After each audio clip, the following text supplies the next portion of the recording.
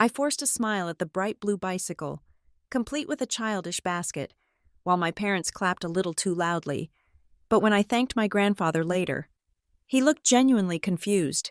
He told me he never bought a bike. He had purchased a silver Mercedes-Benz, paid in full, in that silence. I realized the bicycle was not a sign of his declining mind. It was a prop in a lie designed to steal everything he had left. The roast beef was dry. The conversation was drier, and the air in my parents' dining room was so stiflingly warm I could feel the foundation makeup settling into the creases of my smile. This was 33. It was supposed to be a milestone year, or at least that is what the magazine said. The Jesus year. The year you officially stop being a young adult and just become an adult. But sitting at the mahogany table in Maple Hollow, Illinois, I felt closer to 13. My mother, Marilyn, had insisted on hosting the dinner. She said it was to keep things simple, which in Hayes family dialect meant she wanted to control the menu, the guest list, and the exit strategy. My father, Gordon, sat at the head of the table, sawing through his meat with a focus that suggested he was performing surgery rather than eating dinner. My younger brother, Evan, was pushing peas around his plate with the apathy of a prisoner serving a life sentence. "Piper, honey, you have barely touched your potatoes," my mother said, her voice pitched in that breathless, bird-like flutter she used when she was trying to mask a command as a concern. "I am saving room for cake." I lied. The truth was that my stomach was in knots. I had spent the last year working as a paralegal in the city, clawing my way toward a law degree that I was acquiring one slow, painful night class at a time. I was tired. I was single. And I was currently sitting in a house that smelled of lemon polish and unsaid things, waiting for my grandfather to arrive so we could get the obligatory gift unwrapping over with, and I could go home to my cat and a bottle of cheap Pinot Noir. "He is late," my father said, checking his watch. "It is 7:15. He is driving from the other side of town." "Gordon," my mother soothed, though her eyes darted to the window. "You know how he is with night driving lately." I stiffened. There it was, the narrative. For the last 6 months, my parents had been softly pushing the idea that Grandpa Walter was slipping. It was never anything specific, just a collection of sighs and pointed looks. He is forgetting things. He gets confused. He's losing his step. He drives fine, I said, reaching for my water glass. He drove to Wisconsin and back last month for his fishing trip. My mother gave me a tight smile. "That is what he told you. Piper." Before I could argue, headlights swept across the front bay window. The heavy oak front door opened a moment later, and Walter Hayes stepped into the foyer, bringing a gust of cool October air with him. He did not look frail. He did not look confused. He looked like he always did, impeccably dressed in pressed slacks and a windbreaker. His white hair combed back, smelling faintly of peppermint and old paper. He was beaming. "Happy birthday to the favorite granddaughter," he boomed. "I am your only granddaughter." I reminded him, getting up to hug him. He felt solid, real. He winked. Details, details. He refused to sit down for dinner. He was vibrating with an energy that seemed out of place in the gray stillness of my parents' house. He kept glancing toward the front door, tapping his fingers on the back of my chair. "I have got something for you." "Pip," he said, "we can do gifts after cake." "Dad," my mother said, standing up to clear the plates, "let's not rush." No, I want to do it now," Walter insisted. He looked at me, his blue eyes dancing with a mischief I had not seen in years. "Come outside. You have to come outside for this one." My father sighed, wiping his mouth with a napkin. "Walter, it is 40 degrees out there. It will only take a minute. Come on." We all trooped out onto the front porch like a reluctant jury. The suburban street was quiet, lined with identical brick houses and manicured lawns that looked gray under the streetlights. Parked right in the middle of my parents' driveway, blocking my father's sensible sedan, was the gift. My mother gasped. My father made a sound in his throat that might have been a laugh or a cough. It was a bicycle, and not just any bicycle. It was a bright, electric blue cruiser with swept-back handlebars. white wall tires, and a white wicker basket zip-tied to the front. A silver bell the size of a hamburger was mounted on the left grip. It looked like something a 12-year-old girl would ride in a detergent commercial from 1955. I stared at it. I was 33 years old. I lived in a third-floor walk-up in the city where bike theft was practically a varsity sport. "Well," Grandpa Walter asked, bouncing on his heels, "what do you think?" The silence stretched a second too long.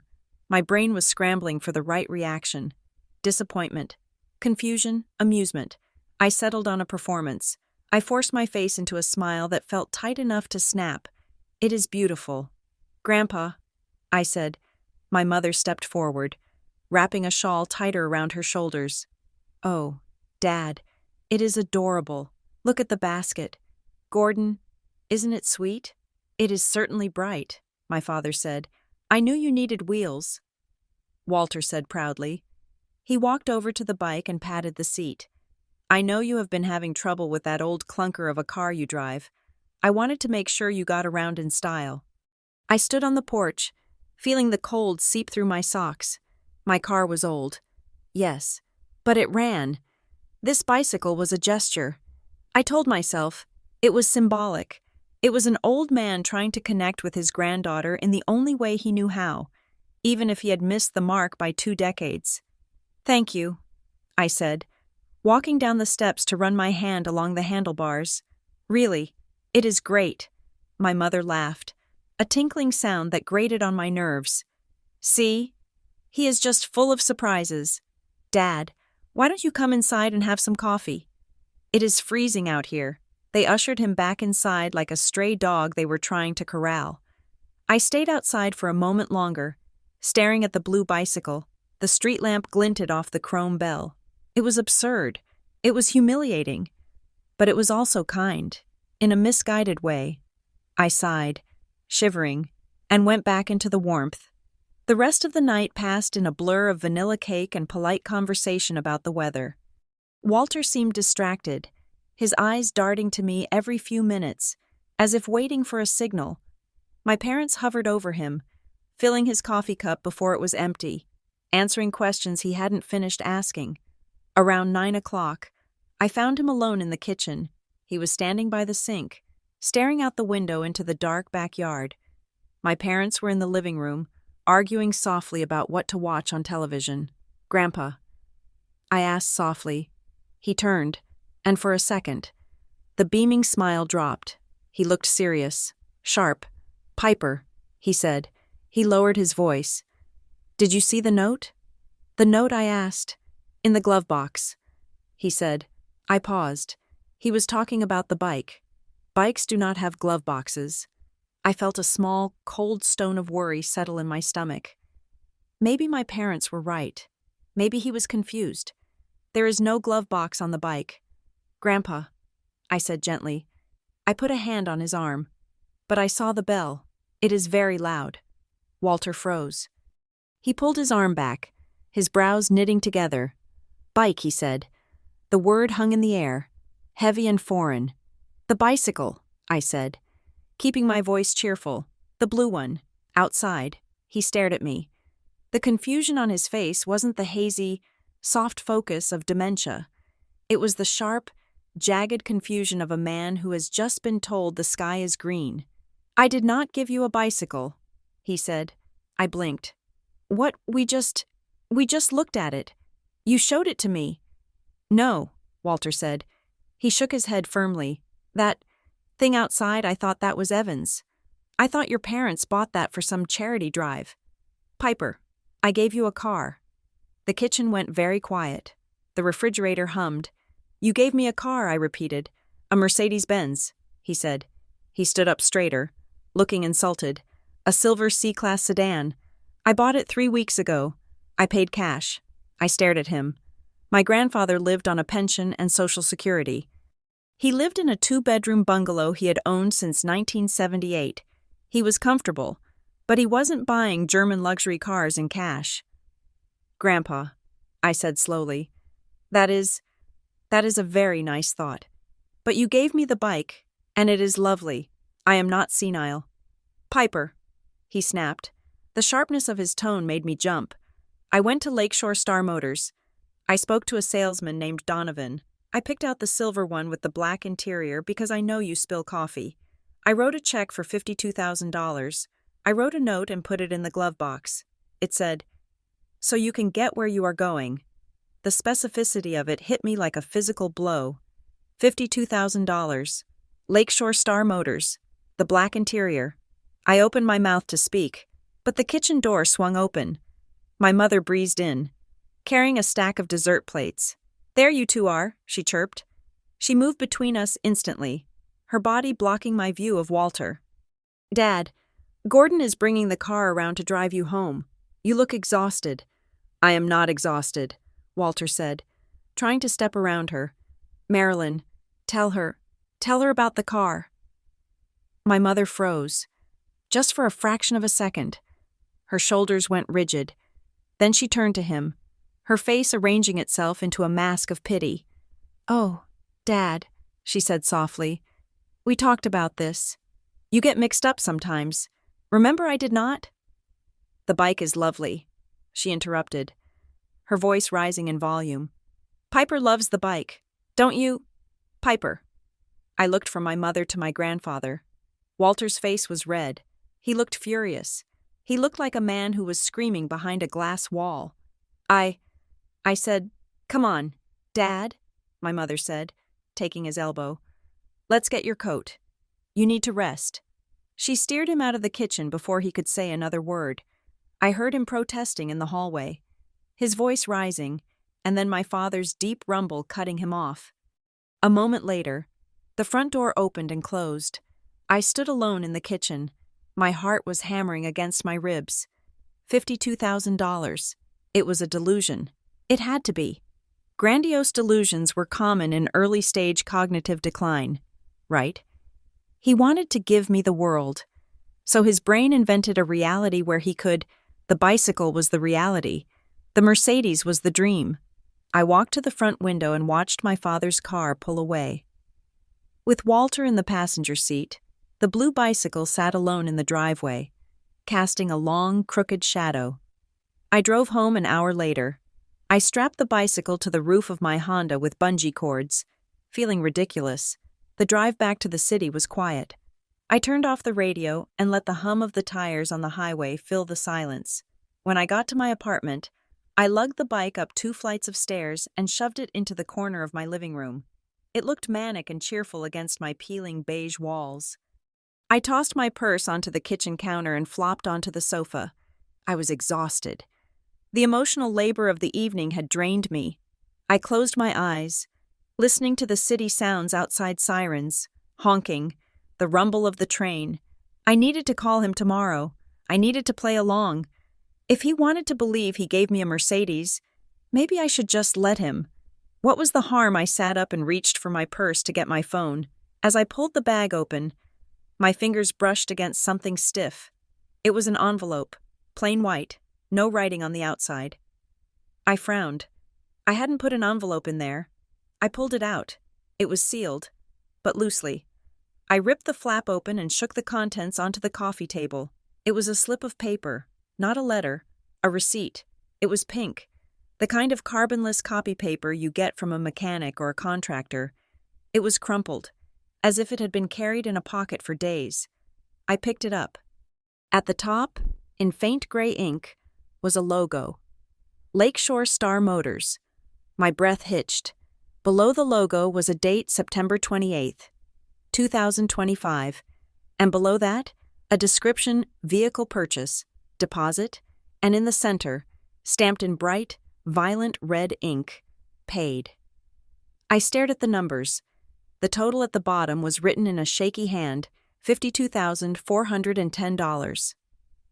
My hands started to shake. I turned the paper over. On the back, in my grandfather's distinct, looped handwriting. The handwriting I had seen on birthday cards for 33 years was a scrawl of numbers.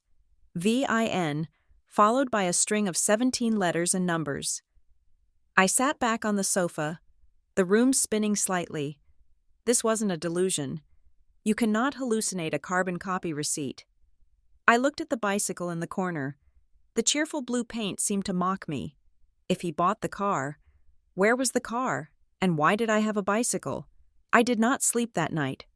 I laid in bed, staring at the ceiling, the receipt sitting on my nightstand like a loaded gun. Every time I closed my eyes, I saw my mother's face in the kitchen. Dad gets mixed up sometimes. She had moved so fast. She had interrupted him so quickly. You get mixed up sometimes. Remember, it sounded like a script. At 8:30 the next morning, I was sitting at my kitchen table with a cup of black coffee and my phone. My heart was beating a frantic rhythm against my ribs. I had Googled the dealership. It existed. It was 40 minutes from Maple Hollow, in a wealthier suburb called Oak Bridge.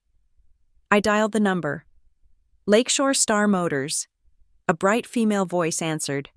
"How may I direct your call?" I cleared my throat. My voice sounded thin in the empty apartment. "Hi. I am calling to check on a recent purchase. Sales or service sales," I said. "One moment, please." Hold music played. Smooth jazz. It felt surreal. I looked at the receipt again. The red paid stamp looked aggressive in the morning light. "Sales. This is Kyle," a male voice said. "Hi, Kyle. My name is Piper Hayes. I am calling. Well, this is going to sound strange. I am calling to see if a vehicle was purchased there recently under the name Walter Hayes." There was a pause, the clicking of a keyboard. "1 second. Let me pull up the file." Hayes. I held my breath. Please say no. I thought, please tell me he came in, looked at cars, took a brochure, and left. Please tell me the receipt is just a quote. "I see a file here," Kyle said. "Walter Hayes, a silver C300. The air left my lungs. "It was purchased," I asked. "Yes, ma'am. Paid in full. Cashier's check. Beautiful car." I closed my eyes. "And who is the owner?" I asked. Who is on the title?" The keyboard clicked again. "Well, Mr. Hayes is the purchaser, but the title application lists. Are you Piper Hayes?" "Yes," I whispered. "Then it is you," Kyle said cheerfully. "Congratulations. It is a hell of a gift." I gripped the phone tighter. "Okay. Kyle, I need to ask you something. When was it picked up? Kyle sounded confused. "It was delivered. About 3 weeks ago. Delivered." "Yeah. The paperwork says it was picked up from the lot. Wait, let me check the delivery receipt." Silence. Long silence. The smooth jazz did not come back, but the silence felt heavier. "Ma'am, yes, I am looking at the delivery sign-off. It shows the vehicle was released on October 2nd. Released to whom?" I asked. There was a hesitation. The cheerfulness was gone from Kyle's voice. He sounded guarded now. "I think I need to transfer you to my manager," he said. "Why?" I asked, my voice rising. "Who signed for it? Please hold." The line clicked. The jazz returned. I stood up and paced the kitchen. My hands were shaking so bad I almost dropped the mug. He bought it. He bought the car. He put it in my name. And someone took it. The bicycle. The damn bicycle. It wasn't a gift. It was a decoy. The music stopped. "This is Donovan Price, sales manager. To whom am I speaking?" The voice was professional. Wary. "This is Piper Hayes." I said, "I am Walter Hayes's granddaughter." "Ms. Hayes," Donovan said. His tone was careful. Very careful. "I have the file in front of me. How can I help you? I want to know where my car is." I said. Donovan let out a breath. It was a sigh of relief. Or maybe resignation. "Ms. Hayes, are you the Piper Hayes listed on the buyer file?" "Yes. Can you verify your address for me?" I gave him my address. My city address. Donovan paused. "That is not the address we have on file," he said. "What address do you have?" "I cannot disclose that over the phone." He said, "But I can tell you this. The vehicle was sold. Mr. Hayes was very clear that it was a gift for you. He was quite proud of it." I swallowed the lump in my throat. "I know." "However," Donovan continued, his voice dropping lower, "when the vehicle was picked up, the individual who claimed it they had the keys. They had the paperwork. They had a letter of authorization. A letter of authorization, I asked. From whom? From you, Donovan said. Or at least, from someone claiming to be you. I felt the room tilt. I did not write a letter. I said, I didn't know the car existed until last night. There was a long silence on the other end of the line. Ms. Hayes, Donovan said, and for the first time, he sounded like a human being and not a manager. The signature on the pickup form, it does not match the signature on the title application. We flagged it internally, but the salesperson who handled the release well. They were told it was a family matter, that you were too busy to come in. Who told them that, I asked, though I already knew the answer. I could hear her voice saying it. Piper is so busy. She works so hard. The person who picked up the car. Donovan said. Was it a woman, I asked? No. Donovan said. It was a man, but the woman arranged it. The woman, Mrs. Hayes. Donovan said. Marilyn Hayes. She called 3 times to change the pickup details. My mother. I sat down on the floor. I looked at the bicycle in the corner. It wasn't just a lie. It was a heist. They had stolen $52,000 from an old man. Bought a car, stole the car, and then gave me a $300 bicycle to cover the hole in the bank account. Ms. Hayes, Donovan asked. Are you there? I am here, I said. My voice was cold. I didn't recognize it. I'm going to need you to come in. Donovan said. We need to look at these documents. If there has been fraud, there has been, I said. I hung up the phone. I looked at the receipt in my hand. Then I looked at the bicycle. I stood up, walked over to the bike, and ripped the white wicker basket off the handlebars. The zip ties snapped with a sharp plastic crack. I threw the basket across the room. It hit the wall and bounced, rolling onto its side. My mother hadn't just interrupted Walter to save him from embarrassment. She had interrupted him to keep him from blowing her cover. I grabbed my coat. I wasn't going to work. I was going to Lakeshore Star Motors. And then, I was going to find out exactly what my family had done with my Mercedes-Benz. Lakeshore Star Motors smelled like leather, espresso, and money that had never known a hard day of labor. It was a sterile, glass-walled temple to German engineering, located in a suburb where the lawns looked like golf courses and the mailboxes were made of brick. My Honda Civic, with its rusted wheel well and the phantom rattle in the muffler, looked like a dirty joke parked next to the gleaming rows of sedans and SUVs. I smoothed my skirt, took a breath of the crisp autumn air, and walked through the automatic doors. A receptionist with hair sprayed into a blonde helmet looked up from a sleek white desk. Her smile was practiced, but her eyes did a quick inventory of my shoes and handbag. I did not pass the assessment. I am here to see Donovan Price, I said, trying to project the authority I usually reserved for billing disputes at the law firm. I am Piper Hayes. Her fingers hovered over a keyboard. Mr. Price is in a meeting. Do you have an appointment? He is expecting me, I said. Before she could push back, a door behind her opened. A man in a sharp navy suit stepped out. He was younger than I expected, maybe 40, with the kind of weary eyes that suggested he had seen enough rich people behave badly to fill a book. Ms. Hayes? He asked. I nodded. I am Donovan, he said. Come on back. His office was a glass box in the corner of the showroom, insulated from the hushed quiet of the floor. He closed the door and gestured to a low leather chair. I sat down, clutching my purse like a shield. You said you had the file, I said. I did not want small talk. I wanted answers. Donovan sat behind his desk and opened a manila folder. He did not look happy. He looked like a man who was holding a grenade and waiting for the pin to drop. I pulled everything we have, he said. He slid 3 sheets of paper across the desk. I looked at the first one. It was the purchase agreement. There was my grandfather's name, Walter Hayes, printed in block letters. There was his address in Maple Hollow, and there was the price, $52,410. I looked at the signature at the bottom. It was Walter's. I recognized the loop of the W, the way the H crossed sharply. It was shaky, a little compressed, but it was him. He bought it. I whispered, He did. Donovan said, he was very specific. He wanted the driver assistance package because he worried about you driving on the highway. He wanted the heated seats because he said you get cold easily. Tears pricked my eyes. I blinked them back. Look at the next page, Donovan said softly. I turned the page. It was the title application.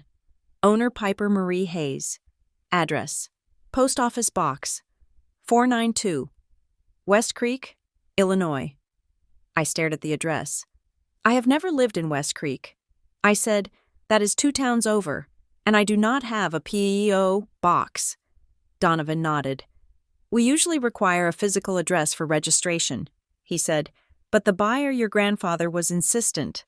Or rather, the person with him was insistent. Who was with him, I asked. Our notes say he came in with his daughter. Donovan said, a Mrs. Marilyn Hayes. My stomach turned over. My mother. She told the finance manager that you were in the process of moving. Donovan continued. Looking at his screen, she said you were between apartments and that the P.O. box was the safest place for the title to go until you settled.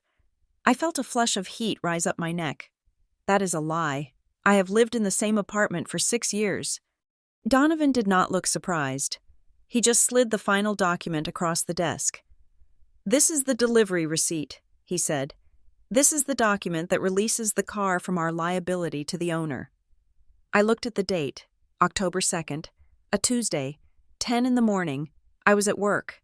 I said, I was in court all day on October 2nd. Look at the signature. Donovan said. I looked, on the line marked, Purchaser/Authorized Representative. There was a scrawl. It read, Piper Hayes. But it was not my signature. My signature is messy. It is a rapid, impatient scribble. This signature was careful. It was tight. The P was looped in a way I never looped it. It looked like someone had practiced it on a scrap of paper 10 times before committing it to ink. It looked awkward, hesitant. That is not me. I said, I didn't think so. Donovan said. He leaned back in his chair, tenting his fingers. When the car was picked up, he said, I was not the manager on the floor. I was off that day. My associate handled it. He noted that a man came to pick up the vehicle. A man, I asked. My father, Donovan, shook his head. I showed the associate a photo of your father from the purchase day. We have security footage of the initial sale. He said it wasn't him. This was a younger man, maybe mid-30s. He had a letter of authorization, supposedly signed by you, claiming you were stuck in meetings and that he was your... Donovan squinted at the screen. Your personal assistant. I let out a sharp, incredulous laugh. I am a paralegal who drives a 15-year-old Honda. I do not have a personal assistant. The man took the keys. Donovan said, he drove the car off the lot. And because he had the authorization letter and the keys were released by the purchaser's representative, your mother called ahead to confirm it. We let him go. Where is the car now? I asked. Donovan sighed. That is the $1,000,000 question, or the $50,000 question. He turned his monitor so I could see it. I ran the VIN this morning after you called. He said, it is not registered to you anymore. I leaned in. The screen showed a state vehicle database record. Current owner, Grayline Fleet Solutions. Registration date, October 5th, 2025. Location, Bryan County. It was transferred 3 days after it was stolen. I said, it looks that way, Donovan said. And Grayline Fleet Solutions. I looked them up. It is a shell. No website, no phone number. Just a filing address in a strip mall 3 hours south of here. I sat back, the leather chair creaking under me. This wasn't just my mother skimming money. This was an operation, a fake address, a fake signature, a stranger picking up the car, a shell company. Why, I asked, mostly to myself, why go through all this trouble? Why not just talk him out of buying the car because he paid cash? Donovan said. I looked at him. If he wrote a check, Donovan said, the money is gone. If they talk him out of it, the money stays in his account. If they let him buy it and then steal the car and sell it, they get the cash. I finished. They wash the money through the car. Donovan nodded slowly. It is a classic move. Ms. Hayes, Assets are harder to track than bank transfers if you move them fast enough, and if the original owner, your grandfather, thinks you have the car. He never reports it stolen, and if you don't know the car exists, nobody reports it. I said, the perfect crime. Except Walter told me. He remembered. I said, they bet on him forgetting. But he remembered. Donovan closed the folder. Ms. Hayes, he said, I can give you copies of these documents, but I have to be honest with you. This is a civil matter until you prove it is criminal. And since your mother is an authorized party on his accounts, I know. I said, I stood up. My legs felt heavy. I know how the law works. I took the copies. They felt warm from the copier. Thank you. Donovan, I said. He stood up and shook my hand. His grip was firm. Good luck. Piper, he said. And for what it is worth, your grandfather seemed like a hell of a guy. He spent 20 minutes telling me about how hard you work. He was really proud to buy you that car. The ride to Maple Hollow felt different this time. The landscape of suburban Illinois, usually so flat and boring, now looked sinister. The endless rows of cornfields seemed like they were hiding things. The strip malls looked like fronts. I drove straight to Walter's house. It was a small brick bungalow on a street lined with maple trees that were currently dropping fire-colored leaves onto the sidewalks. His car, a 10-year-old Buick, was parked in the driveway. The lawn was immaculate. Walter had always taken pride in his lawn. I parked on the street and walked up the path. I had a key hidden under a fake rock near the garden hose, but I knocked. I wanted to give him the dignity of opening his own door. It took a minute. I heard the lock turn, and then the door opened. Walter stood there in a cardigan and slippers. He looked surprised, and then his face lit up. Piper, he said, what are you doing here on a Wednesday? Should you not be at work? I took a personal day. I lied. I wanted to see you. He ushered me in. The house smelled the way it always did, like sawdust and coffee. But as I walked into the living room, I noticed changes. There were stacks of magazines on the coffee table that hadn't been there before. Senior Living, Better Health, the kind of junk mail that preys on the elderly. The curtains were drawn, making the room dim. I opened the curtains. Let's get some light in here, I said. Walter sat down in his recliner. He looked smaller than he had the night before. The adrenaline of the birthday party had faded, leaving him looking tired. Grandpa, I said, sitting on the ottoman across from him. I want to talk about the car. His face fell. He looked away, staring at a spot on the carpet. Marilyn says I got confused, he muttered. I reached out and took his hand. His skin was paper thin. Marilyn is wrong, I said firmly. He looked at me, his eyes wet. I saw the receipt. Grandpa, I said, I went to the dealership today. You bought the car. You were right. He let out a breath, a shuddering sound that was half sob. I knew it, he whispered. I knew I did. But she was so sure. She kept saying, I dreamed it. She said I have been having spells. You are not having spells, I said, but I need you to help me figure out what happened. I stood up. Where are your papers, I asked. The important ones. In the desk, he said, pointing to the secretary desk in the corner, in the locked drawer. I walked over. The desk was a beautiful piece of antique oak. I pulled on the bottom drawer. It was locked. Where's the key, I asked. In the flower pot on the windowsill, he said. I looked. The pot was there, a sad-looking African violet. I dug my fingers into the soil. No key. I checked the other pots. Nothing, Grandpa. I said, the key isn't here. He frowned. It has to be. I always put it there. I pulled a bobby pin from my hair. I had spent enough time around locked filing cabinets in my early 20s to know how to pick a simple furniture lock. It took me 10 seconds. The mechanism clicked, and the drawer slid open. I pulled it out. Walter came to stand beside me. This is where I keep everything, he said. The deed, the insurance, the bank statements. The drawer was not empty, but it was light. I thumbed through the hanging folders. House deed, that was there. Life insurance, that was there. Bank statements. I pulled the folder out. It was thin, I opened it. The most recent statement was from June, 4 months ago. Where are the new statements? I asked. Walter looked confused. They come in the mail, he said. I put them right in there. I went to the kitchen, on the counter. There was a neat stack of mail. I flipped through it. A flyer for a pizza place, a utility bill, a charity solicitation, no bank statements.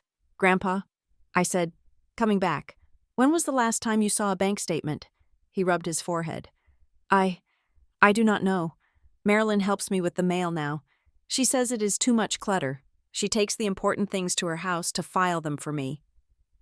I felt a cold prickle of rage. I went back to the drawer. In the back, there was a small black notebook. I recognized it. Walter had carried a notebook like this for as long as I could remember. He wrote down every penny he spent. He was a child of the Depression. He tracked the price of milk.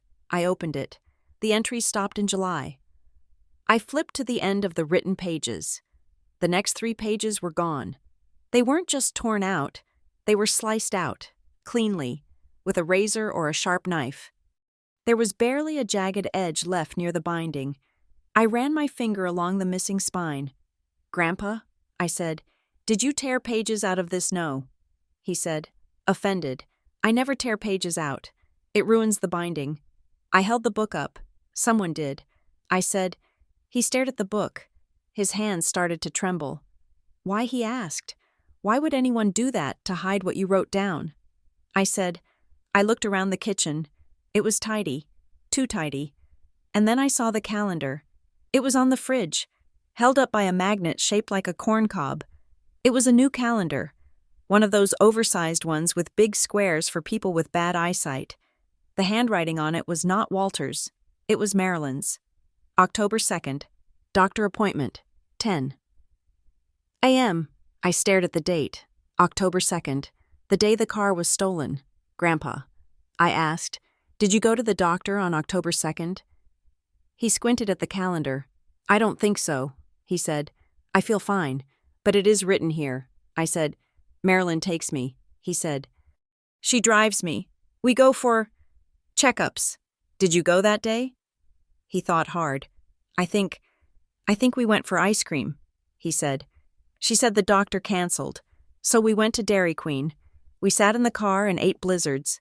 They kept him occupied. They got him out of the house, away from the phone, away from any potential call from the dealership, while the personal assistant drove his $50,000 gift off the lot. I slammed the refrigerator door. The magnet rattled. Piper Walter asked, You are scaring me.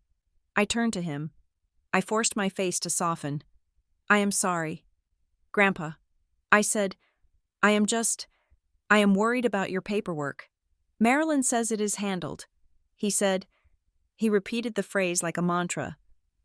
Marilyn says I do not need to worry. Marilyn says the bills are paid. I took a deep breath. I need to make a phone call. I said. I walked out to the front porch. The air was colder now. The sun was going down. I pulled out my phone and dialed my father's number. Gordon Hayes answered on the second ring. Hello, Dad. I said. It is Piper. Hi. Honey, everything okay? You left in a hurry last night. I am at Grandpa's house. I said. There was a pause. A distinct, heavy pause. Oh, Gordon said. His voice shifted. It became cautious. Is everything all right? Is he confused again? He is not confused. Dad, I said. He is actually very sharp. We are looking for his bank statements. Do you know where they are? Gordon sighed. Piper, don't start this. Start what? Digging, he said. Your mother handles the paperwork. It is a lot for him to manage. We are trying to help him. Helping him means taking his bank statements, I asked. It means organizing them. Gordon snapped. Look, Piper, Walter is 82. He forgets to pay the electric bill. He forgets where he put his checkbook. We are just making sure the lights stay on. I gripped the phone railing. He bought a car. Dad, I said, a Mercedes-Benz. Gordon let out a short, dismissive laugh. He bought a bicycle. Piper, we saw it. It is blue. I saw the receipt. I said, I went to the dealership. I saw the title application. He bought a Mercedes. And someone picked it up. Gordon went silent. "Piper," he said, his voice dropping to a low growl. "Stop it. Stop what? Stop creating drama where there isn't any. You are going to stress him out. You are going to get him worked up, and his blood pressure is going to spike. And it will be on your head. So we just pretend $50,000 didn't vanish," I asked. "It didn't vanish," Gordon shouted. "It was adjusted." "Adjusted, we are handling his estate," Piper Gordon yelled. "We are protecting his assets. Do you know how expensive nursing homes are? Do you know what happens if he falls? We are trying to save this family. And you are running around playing detective because you didn't get the fancy car you think you deserve." The accusation hung in the air. Greedy. That was the narrative they were building. "I don't want the car, Dad," I said quietly. "I want to know why you are gaslighting him." "You are ungrateful," Gordon said. "Just like your mother said." He hung up. I stared at the phone. My hand was shaking. "Just like your mother said." My phone buzzed. A text message. It was from Evan. "Be careful." The text read, "Mom has been weird about Dad's finances for months. She locked the home office door last week when I came over, and I heard them fighting about the account last night." I typed back, "They stole the car." Evan, 3 dots appeared, then disappeared, then appeared again. "I think it is worse than the car," he replied. I put the phone in my pocket. I went back inside. Walter was sitting at the kitchen table, staring at the empty space where the calendar had been. I had taken it down. "Grandpa," I said, "I have to go. But I want you to do something for me. Anything," he said. "If Marilyn comes over," I said, "do not sign anything. Nothing. Not a birthday card, not a check, not a permission slip, nothing. Tell her you hurt your hand." He looked at me with wide, frightened eyes. Is she in trouble?" he asked. I kissed his forehead. "We are going to fix it." I said, "I drove away from the house, but I didn't go home. I pulled into the parking lot of a grocery store 2 blocks away and put the car in park. I needed one more confirmation. I needed to hear it from the source. I dialed my mother. She answered on the first ring, cheerful and breathless. "Piper, I was just thinking about you. Did you take the bike for a spin?" Her voice was so normal. It was the voice of a woman who baked cookies and volunteered at the library. It was terrifying. "Hi, Mom," I said. "I am actually looking at the bike right now." "Oh, good. Do you like the basket?" I thought the basket was a nice touch. "It is really cute," I said. My voice felt flat. Dead. "Mom, I was wondering, where did you guys get it?" "Get what the bike?" I said. "It is such a specific blue. I have been looking for a helmet to match. Did you get it at the sporting goods store in town?" There was no hesitation, no pause to think. "Oh, no. Honey," she said instantly, "we got it at Wheel World over in Crestwood. You know, that little shop near the cinema, the man there. Mr. Henderson, he was so helpful. He had to order that color specifically. It took 2 weeks to come in. We were so worried it wouldn't arrive in time for your birthday. The detail, the shop name, the owner's name, the timeline, it was a perfect, fully formed story. And Wheel World in Crestwood had closed 4 years ago. It was a vape shop now. She lay effortlessly. She lied with the same ease that she breathed. That is great. Mom, I said, thanks. Anytime. Sweetie, love you. She hung up. I sat in the dark parking lot, the silence of the car pressing in on me. My father was defensive. My brother was scared. My grandfather was being erased. But my mother. My mother was a professional. She hadn't just stolen a car. She had built a fortress of lies, brick by brick, and she had been building it for a long time. I looked at the passenger seat where the copies of the dealership paperwork sat. I picked up the phone again. I didn't call a family member this time. I opened my contacts and scrolled down to M. Marlowe, Tessa. She was an elder law attorney I had worked with on a probate case 2 years ago. She was tough. She was smart, and she hated bullies. I hit call. It went to voicemail. Hi, this is Tessa. Leave a message. Tessa, I said, it is Piper Hayes. I have a problem, a $52,000 problem, and I think my mother is the one who caused it. Call me. I pulled out of the parking lot. The game had changed. I wasn't just a disappointed granddaughter anymore. I was a witness. And I was coming for them. The notification on my phone was silent. A simple vibration against the wood of my desk.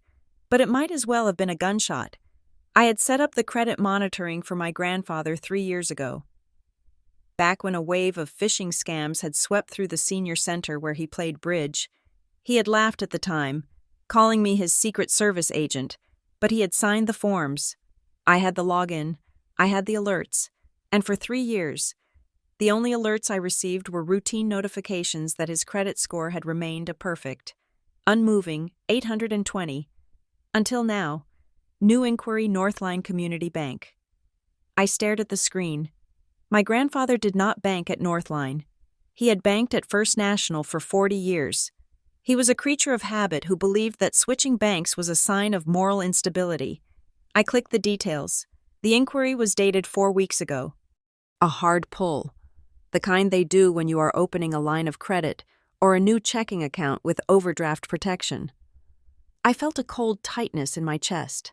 I remembered the conversation in his living room just yesterday. Marilyn says it is handled. I grabbed my coat. I did not call him first. I just drove. When I arrived at his house, he was sitting on the porch, wrapped in a beige cardigan, watching the squirrels fight over walnuts in the front yard. He looked peaceful. It made my stomach turn to know what was happening behind that peace. "Grandpa," I said, walking up the steps, "get your shoes. We are going for a ride." He looked up, blinking. "Where are we going? To the bank," I said. He frowned. "I do not need to go to the bank. Marilyn went for me on Tuesday." "Which bank?" I asked. "The bank," he said, as if there were only one. "We are going to Northline," I said. He looked confused. "I do not go to Northline. That is where your parents bank." "I know," I said. "But someone using your name does." The drive to Northline Community Bank was quiet. Walter sat in the passenger seat, his hands folded in his lap. He looked small. I turned the heat up, even though it wasn't particularly cold. I wanted to insulate him. I wanted to wrap him in something warm before the ice water hit him. Northline was one of those modern branches that tried to look like a coffee shop. There was no glass partition, just open desks and cheerful young people in polo shirts. We sat down at a desk with a woman named Sarah, who had a nameplate that said, "Relationship Manager." "How can I help you today?" she asked, smiling at Walter. "My grandfather would like to review his account," I said. Walter cleared his throat. "I do not have an account here.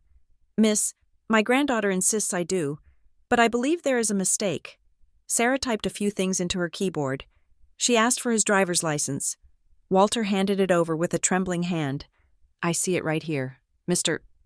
Hayes," Sarah said brightly, "a platinum checking account and a secure savings link.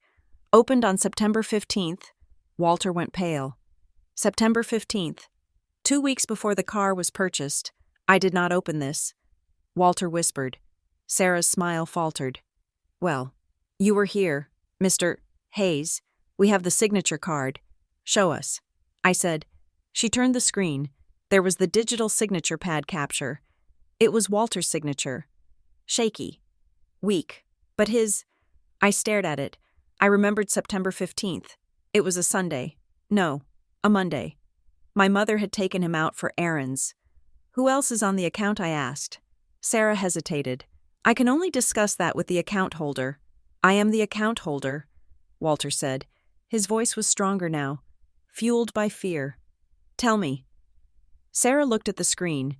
"You have a joint owner, an authorized signer with full privileges, Marilyn Hayes." The air left the room. "Authorized signer." I repeated. "Yes," Sarah said. "It was set up as a convenience account. It allows the joint owner to manage funds, write checks, and make withdrawals without the primary holder present. It is very common for elder care." She glanced at Walter's white hair. She didn't mean to be cruel, but the implication was clear for people who can no longer handle their own money. "I want to see the transaction history," I said. Sarah printed it out. It was 3 pages long. I took the pages. I didn't want Walter to see them yet. But he reached out and took the top sheet. His eyes scanned the lines. $52,410. He read, "A cashier's check to Lakeshore Star Motors." He looked up at me. "I did buy it," he said. His eyes were wide, wet with relief and horror. "I told you. Piper, I bought the car." "You did." I said, "But look at the rest. Grandpa." He looked back down. October 4th. Withdrawal. Cash. $500. October 6th. Transfer to external account ending in 442. $1,000. October 8th. Withdrawal. Cash. $300. October 10th. Payment to Hollow Ridge Services. $200. It was a bleed. A slow, steady siphon. This isn't me." Walter said, "I spend $50 a week on groceries. I pay the electric bill. I don't spend this. The external account." I said to Sarah, "The one ending in 442. Whose account is that? I cannot see the full details of external transfers." Sarah said, "But it is an internal transfer within our bank system." "To Marilyn Hayes?" I asked. Sarah pursed her lips. "I cannot confirm that. She didn't have to. We knew." Walter dropped the paper. It fluttered to the desk. "She said she was helping me," he whispered. "She said it was to make it easier so I didn't have to write checks for the water bill. She made it easier." "All right," I said. "Easier to rob you." We left the bank with the printouts in a folder. Walter walked slower on the way out. He looked like he was carrying a physical weight on his shoulders. "I need to see a lawyer," I said. Walter nodded. He didn't argue. The fight had gone out of him, replaced by a deep, hollow shock. Tessa Marlowe's office was not in a glass tower. It was in a converted brick house on the edge of the historic district, sandwiched between a bakery and a shoe repair shop. The sign out front was peeling slightly, and the waiting room smelled of old books and vanilla. I had met Tessa 2 years ago on a messy probate case. She was 60, wore cardigans that looked like they had been knitted by a blind sailor, and had a mind like a steel trap. She listened to us for 20 minutes without interrupting. She looked at the receipt from the glove box. She looked at the dealership papers Donovan had given me. She looked at the bank printout. She took off her reading glasses and rubbed the bridge of her nose. "Okay," she said. Her voice was gravelly and calm. "Here is the situation." She looked at Walter. "Mr. Hayes, you are legally competent. You are sitting here. You are coherent. You know what day it is, and you know you are being screwed. That is our biggest asset." She tapped the bank statement. This is ugly, but it is not a slam-dunk criminal case yet." "Why not?" I asked. "It is theft. It is a joint account," Tessa said. She looked at me. "Piper, you know this. Unless the signature card explicitly requires 2 signatures for withdrawals, which it never does on these convenience accounts, she has a legal right to move that money. She can claim she was moving it to protect it. She can claim she was reimbursing herself for caretaking expenses. She can claim Walter told her to do it." "He didn't," I snapped. "I believe you," Tessa said. "But the police won't, not without more. They will call it a civil dispute. They will say, 'It's a family matter,' and tell you to sue her." "So we sue her." I said, "We will," Tessa said. "But first, we stop the bleeding. We revoke the power of attorney if one exists. We close this account. We lock down his credit." She turned to Walter. "Mr. Hayes," she said gently, "I need to ask you a hard question. If we go down this road, if we file these motions, you are declaring war on your daughter. There is no going back. Are you ready for that?" Walter looked at his hands. He twisted his wedding ring, a plain gold band he had worn for 50 years. "She lied to me," he said softly. "It is not the money. I would have given her the money if she asked. But she made me think I was losing my mind. She made me doubt my own memory." He looked up. His eyes were hard. "Do it," he said. Tessa nodded. "Okay, step 1 is fact-gathering. We need to nail down the narrative before they can spin it. They are banking on you being a confused old man. We need to prove you are the sharpest person in the room." "The car," I said. "The car is the proof." Exactly, Tessa said. The car is the anomaly. The withdrawals can be explained away as expenses. But a $52,000 car that vanishes, that is grand larceny. That is the thread we pull. She handed the file back to me. Go to the dealership, she said. Get the footage if you can. Get the manager on record. And find out exactly what happened to that car. It was raining by the time we got to Lakeshore Star Motors, a cold, gray drizzle that turned the asphalt of the parking lot into a black mirror. I parked the Honda next to a line of gleaming SUVs. Walter stared out the window at the dealership entrance. I remember this place, he said. They had coffee in the waiting room. Good coffee. Come on. Grandpa? I said. Donovan Price was waiting for us. He saw Walter and came around the desk immediately, bypassing the handshake to offer a gentle nod. Mr. Hayes, he said, it is good to see you again. You remember me? Walter asked. He sounded vulnerable. He needed the validation. I certainly do, Donovan said. You told me about your time in the Navy. You told me about your granddaughter's law school classes. Walter smiled, a small, tentative smile. I want to see the note, Walter said. Piper said you have the note. Donovan nodded. Follow me. We went back to the glass office. Donovan unlocked a file cabinet and pulled out a clear plastic sleeve. Inside was a heavy cream-colored card. He handed it to Walter. Walter took it. His hands shook, just a little. He read it aloud, his voice cracking. For Piper, because you work too hard, and you deserve a life with less struggle. This is to make life easier. Love, Grandpa. He ran his thumb over the ink. I wrote this, he said. I sat right at this desk and wrote it. He looked at me. I wanted you to have something safe, he said. I worry about you in that old car of yours. I started to cry. I couldn't help it. It wasn't about the Mercedes. I didn't care about the Mercedes. It was about the love in that note. The quiet, protective love of a man who wanted to shield me from the world, even as his own daughter was stripping him bare. I know, Grandpa, I said. I know. Donovan cleared his throat. He looked uncomfortable, but determined. Ms. Hayes, he said. I pulled the security logs. He turned his monitor. I cannot give you the video file without a subpoena, he said. Policy, but I can show you. He clicked a file. The screen showed a grainy, wide-angle view of the service drive. The timestamp in the corner read October 2nd, 2025, 9:12:15 a.m. It was raining in the video. Just like it was raining now. A silver Mercedes C-Class was parked in the delivery bay. A woman was standing next to the driver's side door. She was wearing a trench coat and holding a large umbrella. I leaned in. Even in the grain. I knew the coat. I knew the posture. It was Marilyn. She wasn't alone. A man was standing by the open driver's door. He was wearing a dark jacket and a baseball cap pulled low. He wasn't my father. He wasn't Evan. He was a stranger. He held a clipboard. He signed something. Marilyn nodded to him. She handed him a set of keys. The man got into the car. Marilyn stepped back, closing the umbrella as she walked toward a beige SUV parked in the background, my parents' car. The Mercedes pulled away. The screen went still.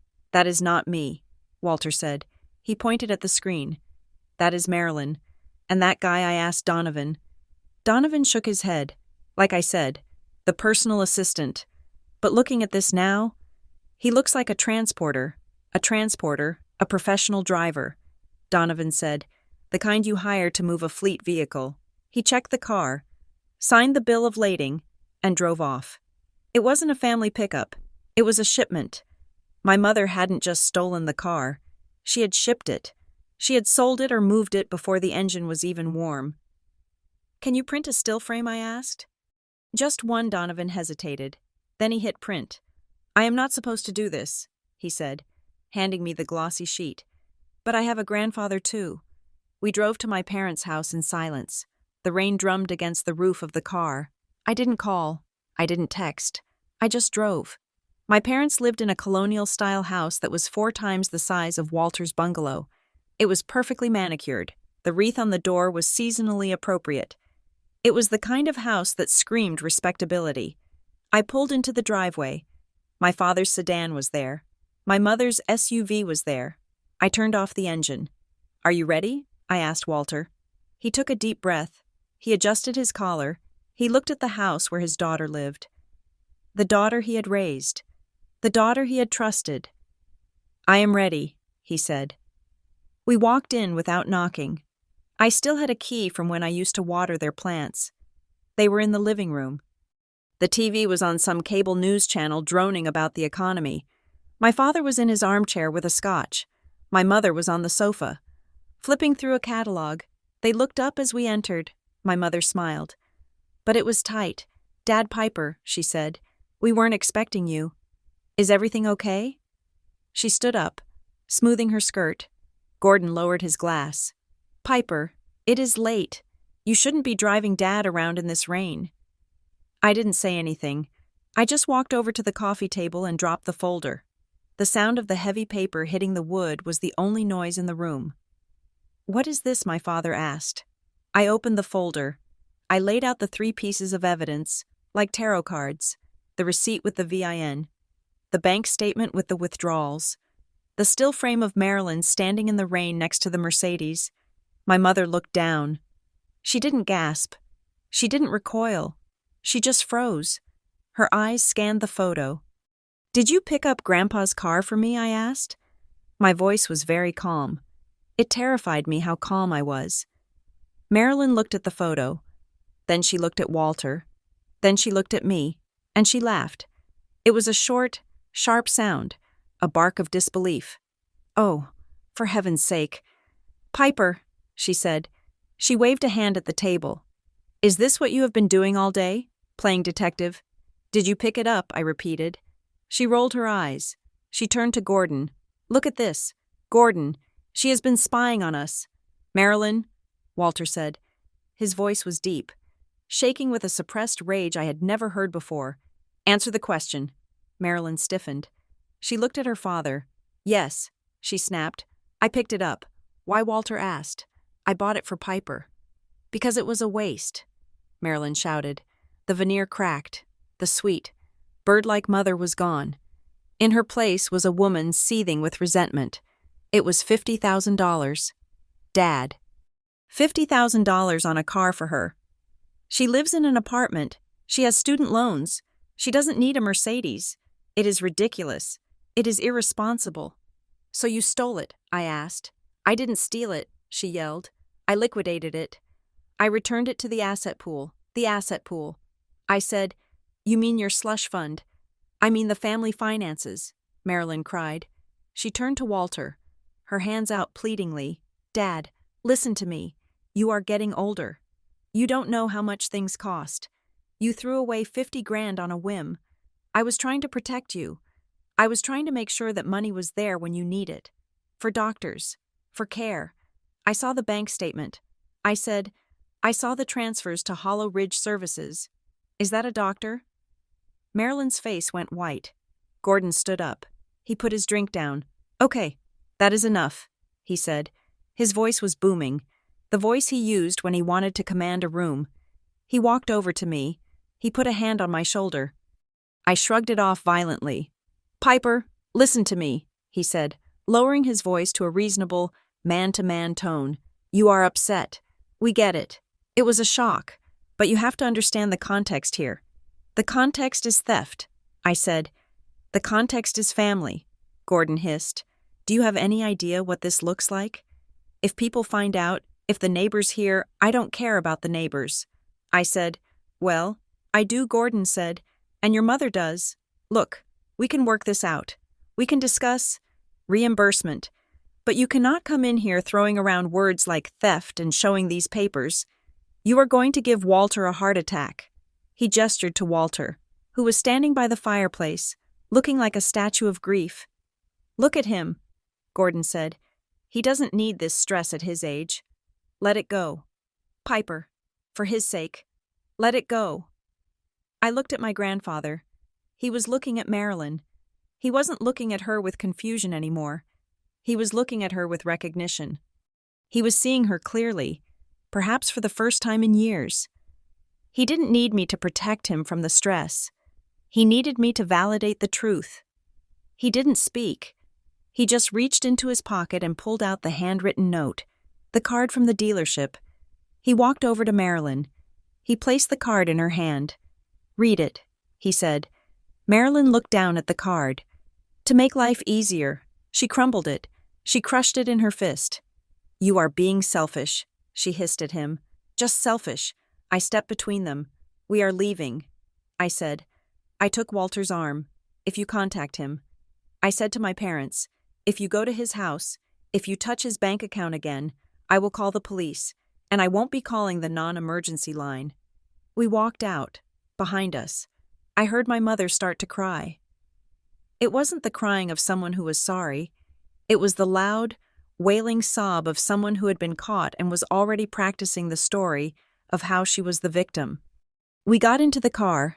The rain was harder now, hammering against the windshield. Walter sat in the passenger seat. He didn't say anything for a long time. Then, he sighed, a long, shuddering exhale. "They didn't just want the money, did they?" he asked softly. "No," I said. "They wanted to make me disappear."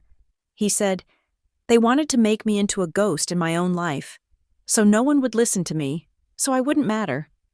He turned to look at me. The dashboard lights cast shadows across his face.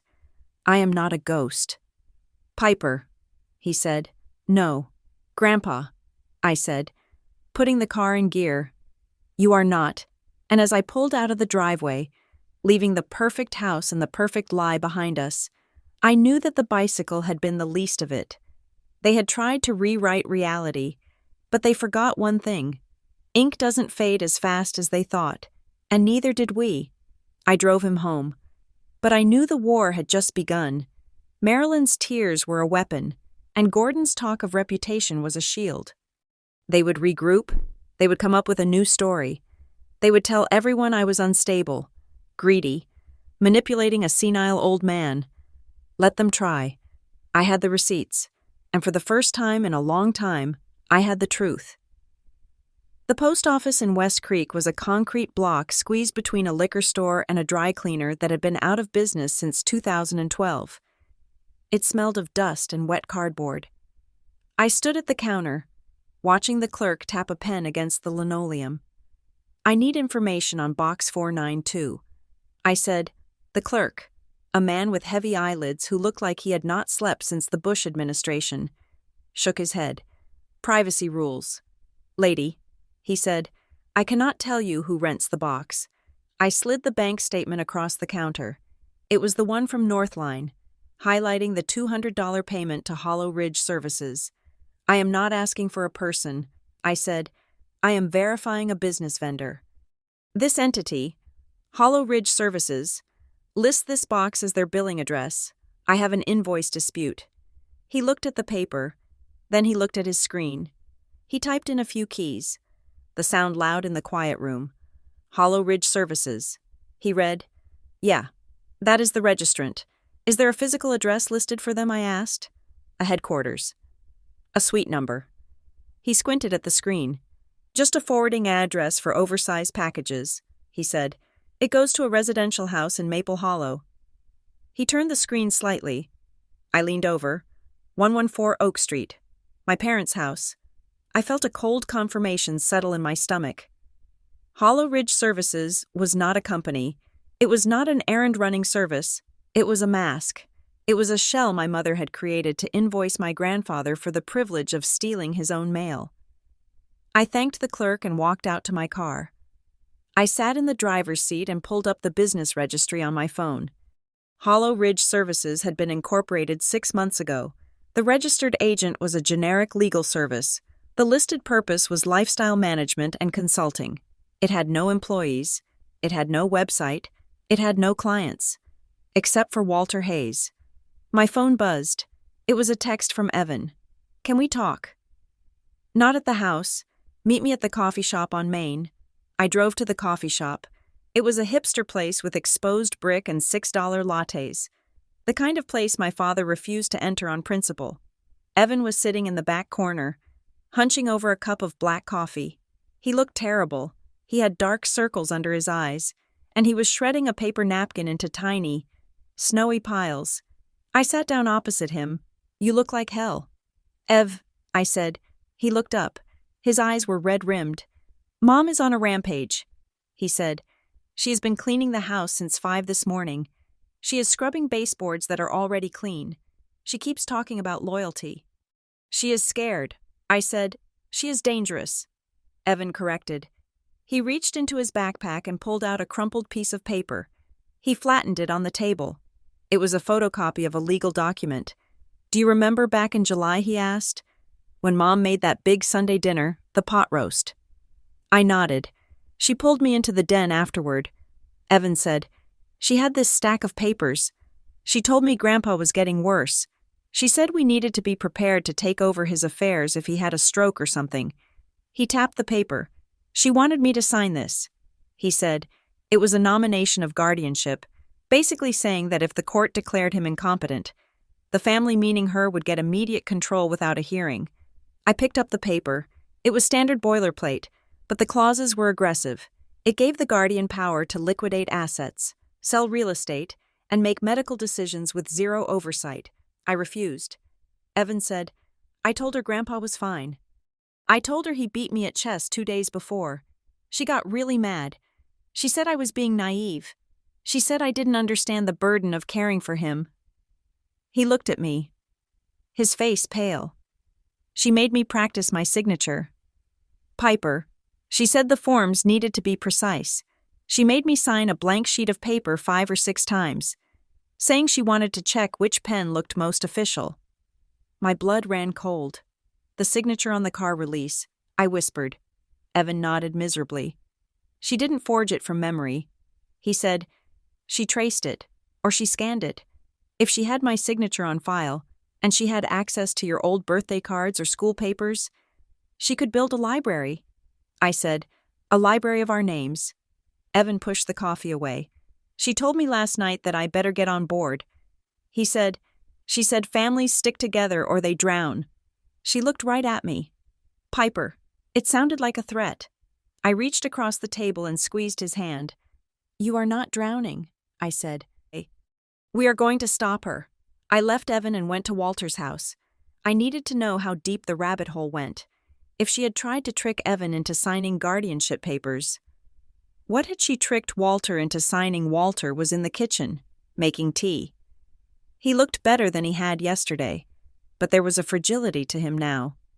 He moved carefully, as if the ground beneath him might give way. "Grandpa," I said, sitting down at the table, "I need to ask you about your banking." He set the teapot down. "I told you," he said. "I didn't open that account. I know you didn't open it on purpose."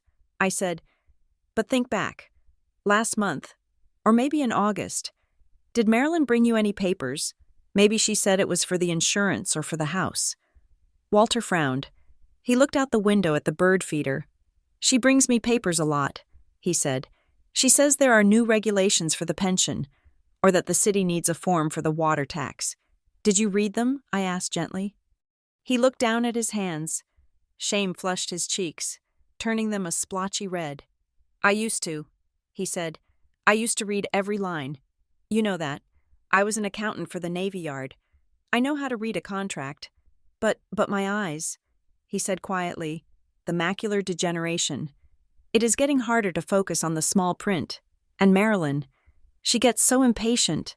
She sighs. She taps her foot. She says, 'Oh, Dad, just sign it. It is just standard stuff. Do you not trust me?' He looked at me, his eyes wet. I trusted her. "Piper, she is my daughter." I thought she was my eyes. I felt a surge of rage so hot it almost choked me. She had weaponized his disability. She had used his failing eyesight and his trust to rob him blind. "It is not your fault," I said fiercely. "That is not negligence. Grandpa, that is betrayal." I asked him about specific dates. He remembered a Tuesday afternoon in September. He had been tired. He had taken a nap. Marilyn had come over with a folder. She said the bank needed to update his signature card for his old account to keep it active. She put the paper in front of him. She held the pen. She guided his hand to the line. It wasn't a signature card update. It was a new account application. She tricked me, he whispered. She did. I said, and now we are going to use that. I called Tessa Marlowe from the car. We have enough. I said, we have the fake business. We have the coercion. We have the tricked signature. Tessa didn't waste time. I am drafting the demand letter now, she said, and I am filing an emergency motion to freeze the assets. We are going to lock that Northline account down so tight air won't be able to get in or out. Do it, I said. 2 hours later, the bomb went off. I was at my apartment, organizing the documents on my dining table, the receipt, the bank printouts, the photo of Marilyn in the rain. My phone rang. It was Gordon. I let it go to voicemail. It rang again immediately. I ignored it. Then a text. Pick up the phone. Now. I didn't pick up. 10 minutes later, there was a pounding on my door. It wasn't Gordon. It was Marilyn. She didn't look like the cool, calculated woman from the security footage. She looked unraveled. Her hair was windblown. Her face was blotchy without makeup. She was wearing a tracksuit, which was alarming because my mother never wore sweatpants outside the house. I opened the door, but I left the chain on. What do you want? I asked. Piper. Let me in, she wailed. Her voice echoed in the hallway. My neighbor, Mrs. Gable, opened her door a crack to peek out. Keep your voice down, I said. You froze the account, she screamed. I went to the grocery store and my card was declined. The manager cut it up. Do you have any idea how humiliating that is? I unhooked the chain and opened the door. Not because I wanted to, but because I didn't want the police called for a disturbance. She pushed past me into the living room. She looked around frantically, as if she expected to see the police hiding behind the curtains. You have to undo it, she said. Call the lawyer. Tell her it was a mistake. It wasn't a mistake. I said, you stole $52,000, and then you drained another $5,000 in cash. I didn't steal it, she cried. I was managing it into a shell company, I asked, into Hollow Ridge Services. She froze. The color drained from her face. You know about that? She whispered. I went to the post office. I said, I know it goes to your house. She collapsed onto my sofa. She put her face in her hands and started to sob. It was a theatrical, heaving performance. Piper, you don't understand. She gasped between sobs. We are drowning. What are you talking about? I asked. The debt, she said. Your father. He made some bad investments. Crypto. Some tech stocks. We lost half our retirement in 6 months, and then the house needed a new roof.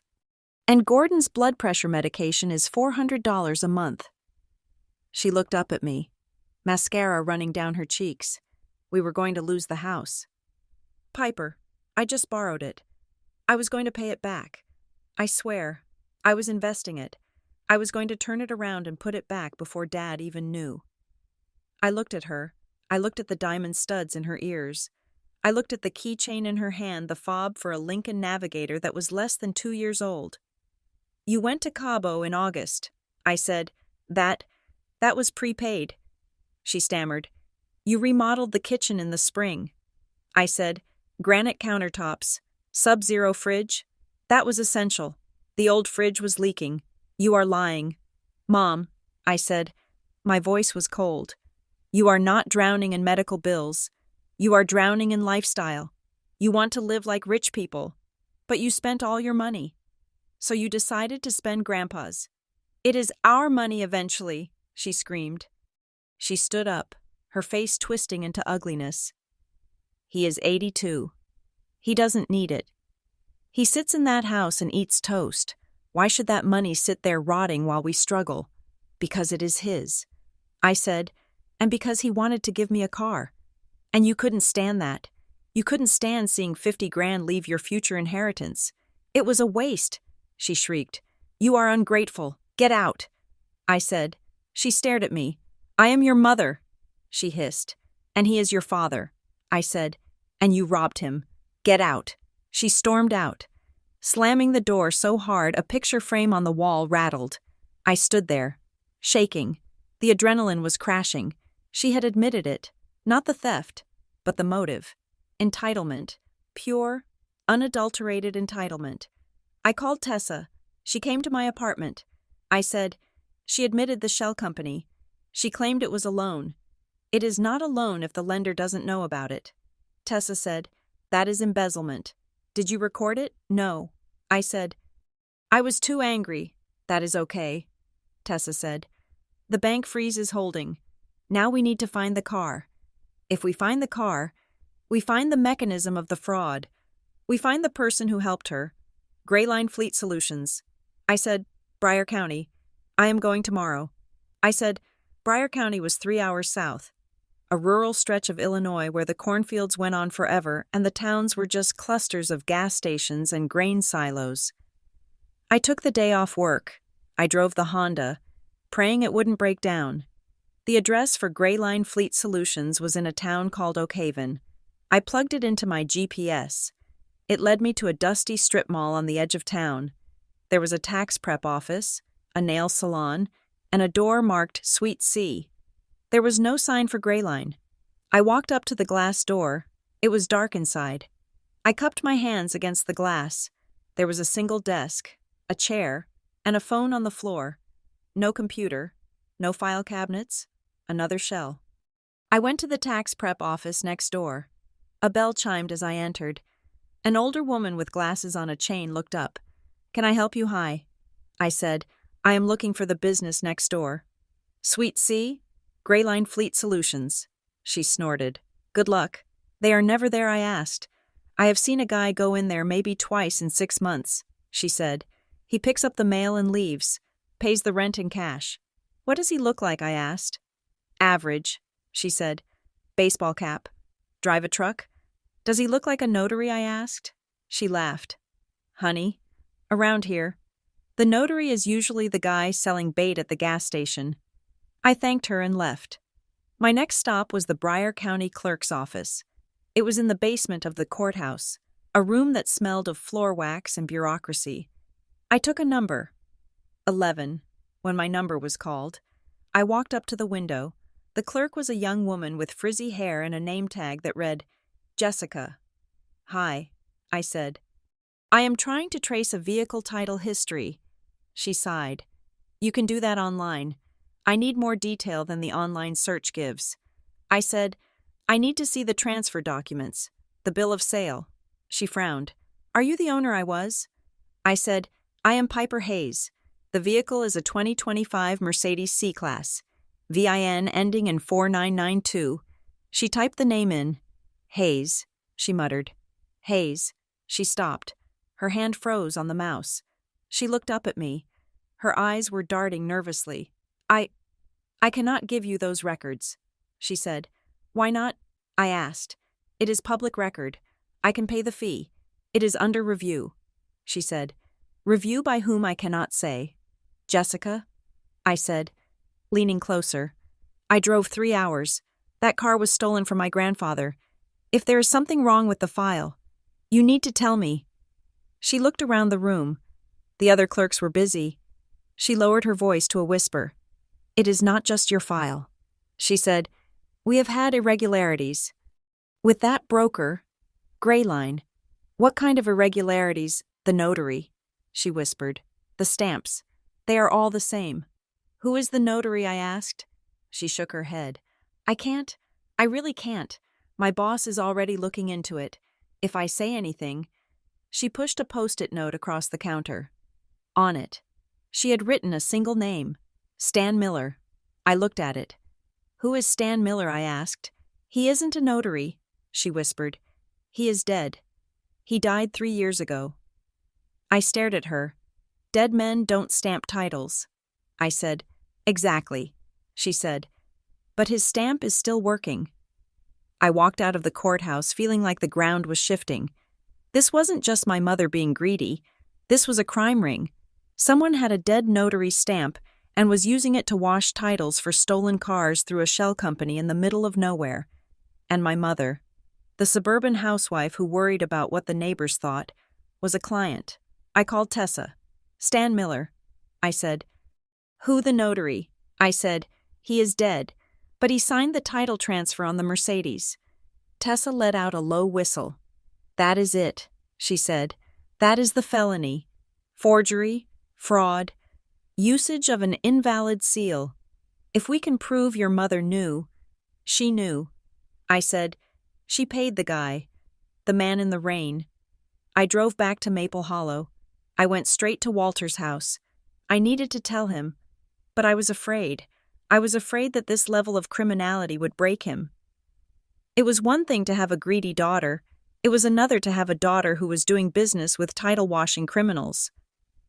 Walter was in the living room. He was wearing his suit, his best navy suit. He had shaved. He looked sharp. Grandpa, I asked, you look nice?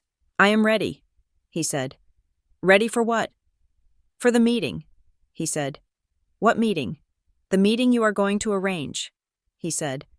With Marilyn and Gordon and the lawyer, Grandpa. I said, you don't have to do that. Tessa and I can handle it. We can depose them. You don't have to see them. No, he said firmly. He stood up, leaning on his cane not for support, but for emphasis.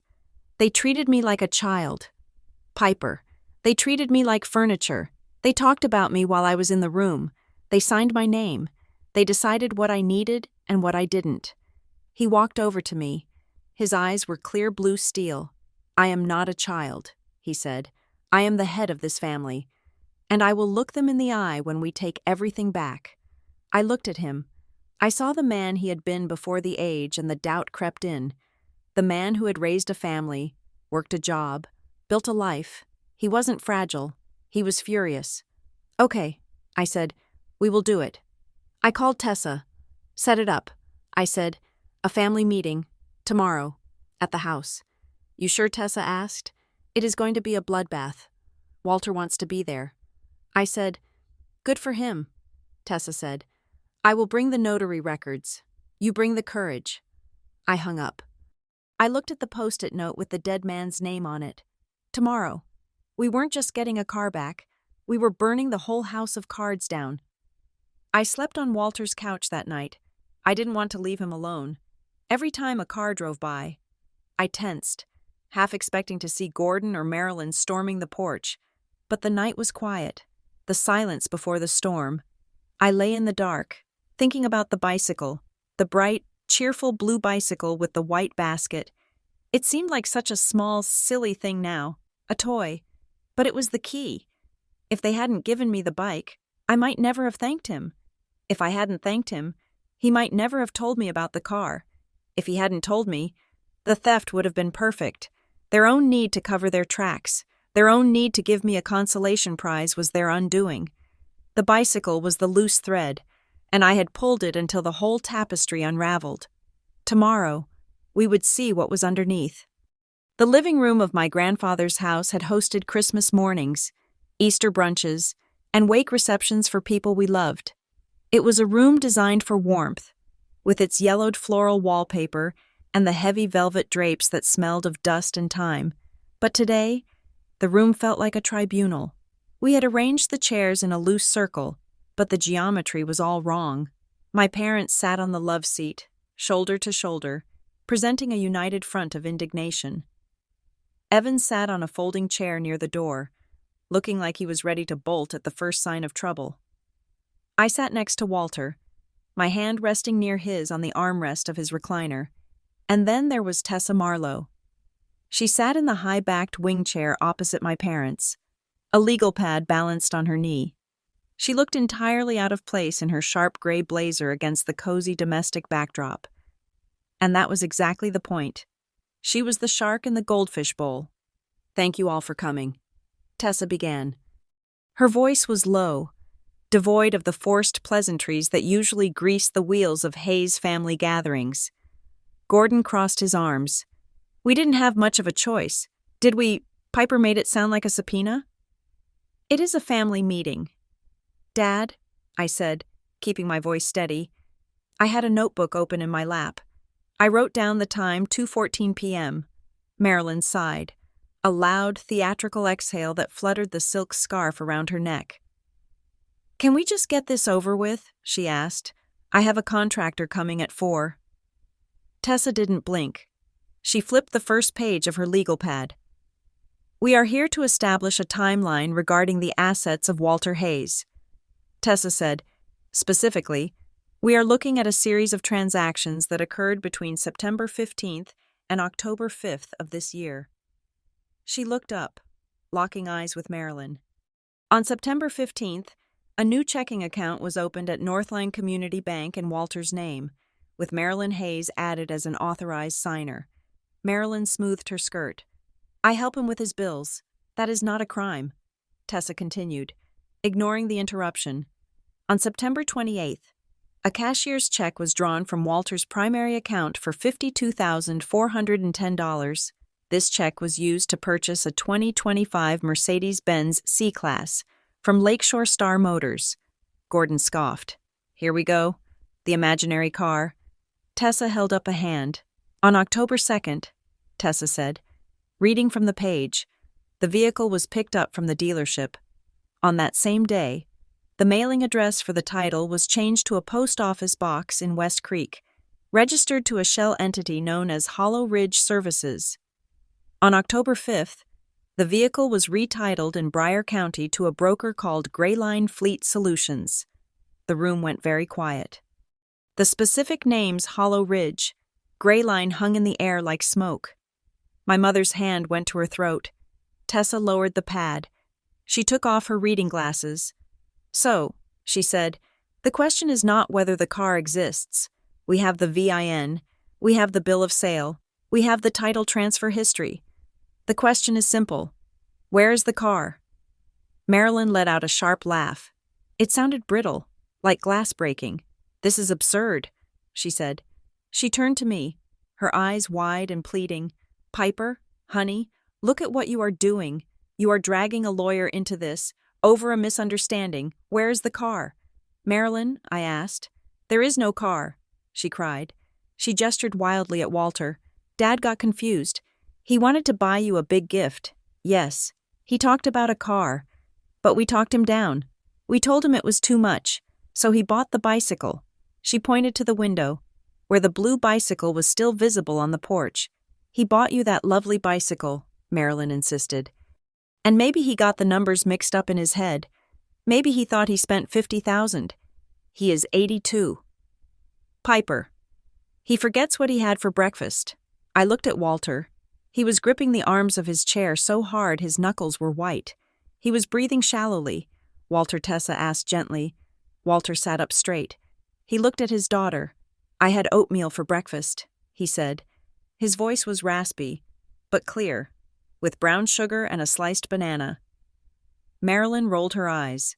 "Dad, that is not the point. And the dealership is Lakeshore Star Motors," Walter continued, his voice rising in volume. "Located at 4401 North Avenue in Oak Bridge, the salesman was Donovan Price. He has a scar over his left eyebrow." Marilyn froze. "I bought a silver C300, Walter said. He was reciting the facts like a litany. A prayer against the gaslighting, black leather interior, driver assistance package. I wrote a note. I wrote, "For Piper, because you work too hard."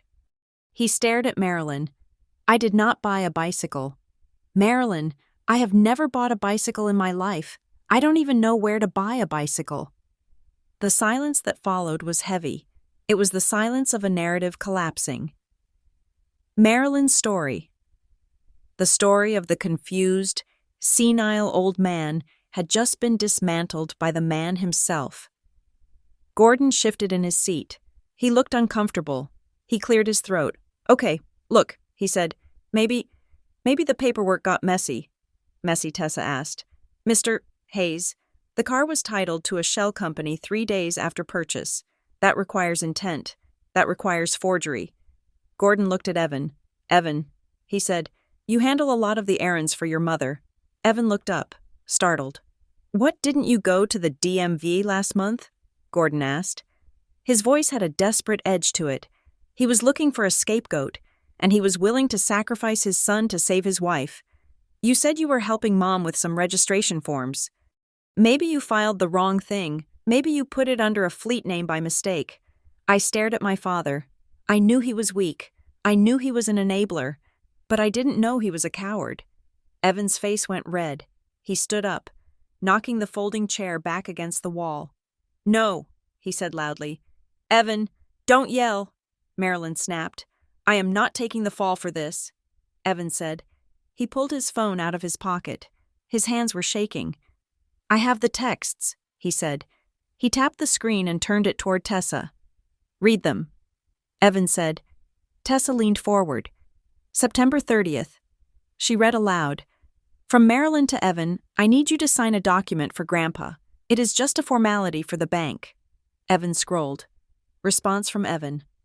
"I am not signing anything I don't understand." Mom. Response from Marilyn. "Don't be difficult. It is for the family. Just come over and sign it." Response from Evan. Evan looked at his father. "I didn't sign anything. Dad, I refused." And she got mad. "She told me I was useless." Gordon looked away. He couldn't meet his son's eyes. "So," Tessa said, looking back at Marilyn, "Evan didn't sign it. But someone did. Someone signed Piper's name on the delivery receipt, and someone signed Walter's name on the title transfer." Marilyn crossed her arms. Her face was set in a mask of stubborn denial. "You can't prove who signed what," she said. "Handwriting analysis is junk science. Everyone knows that." "We don't need handwriting analysis," I said. I opened the folder in my lap. I pulled out the still frame from the security video.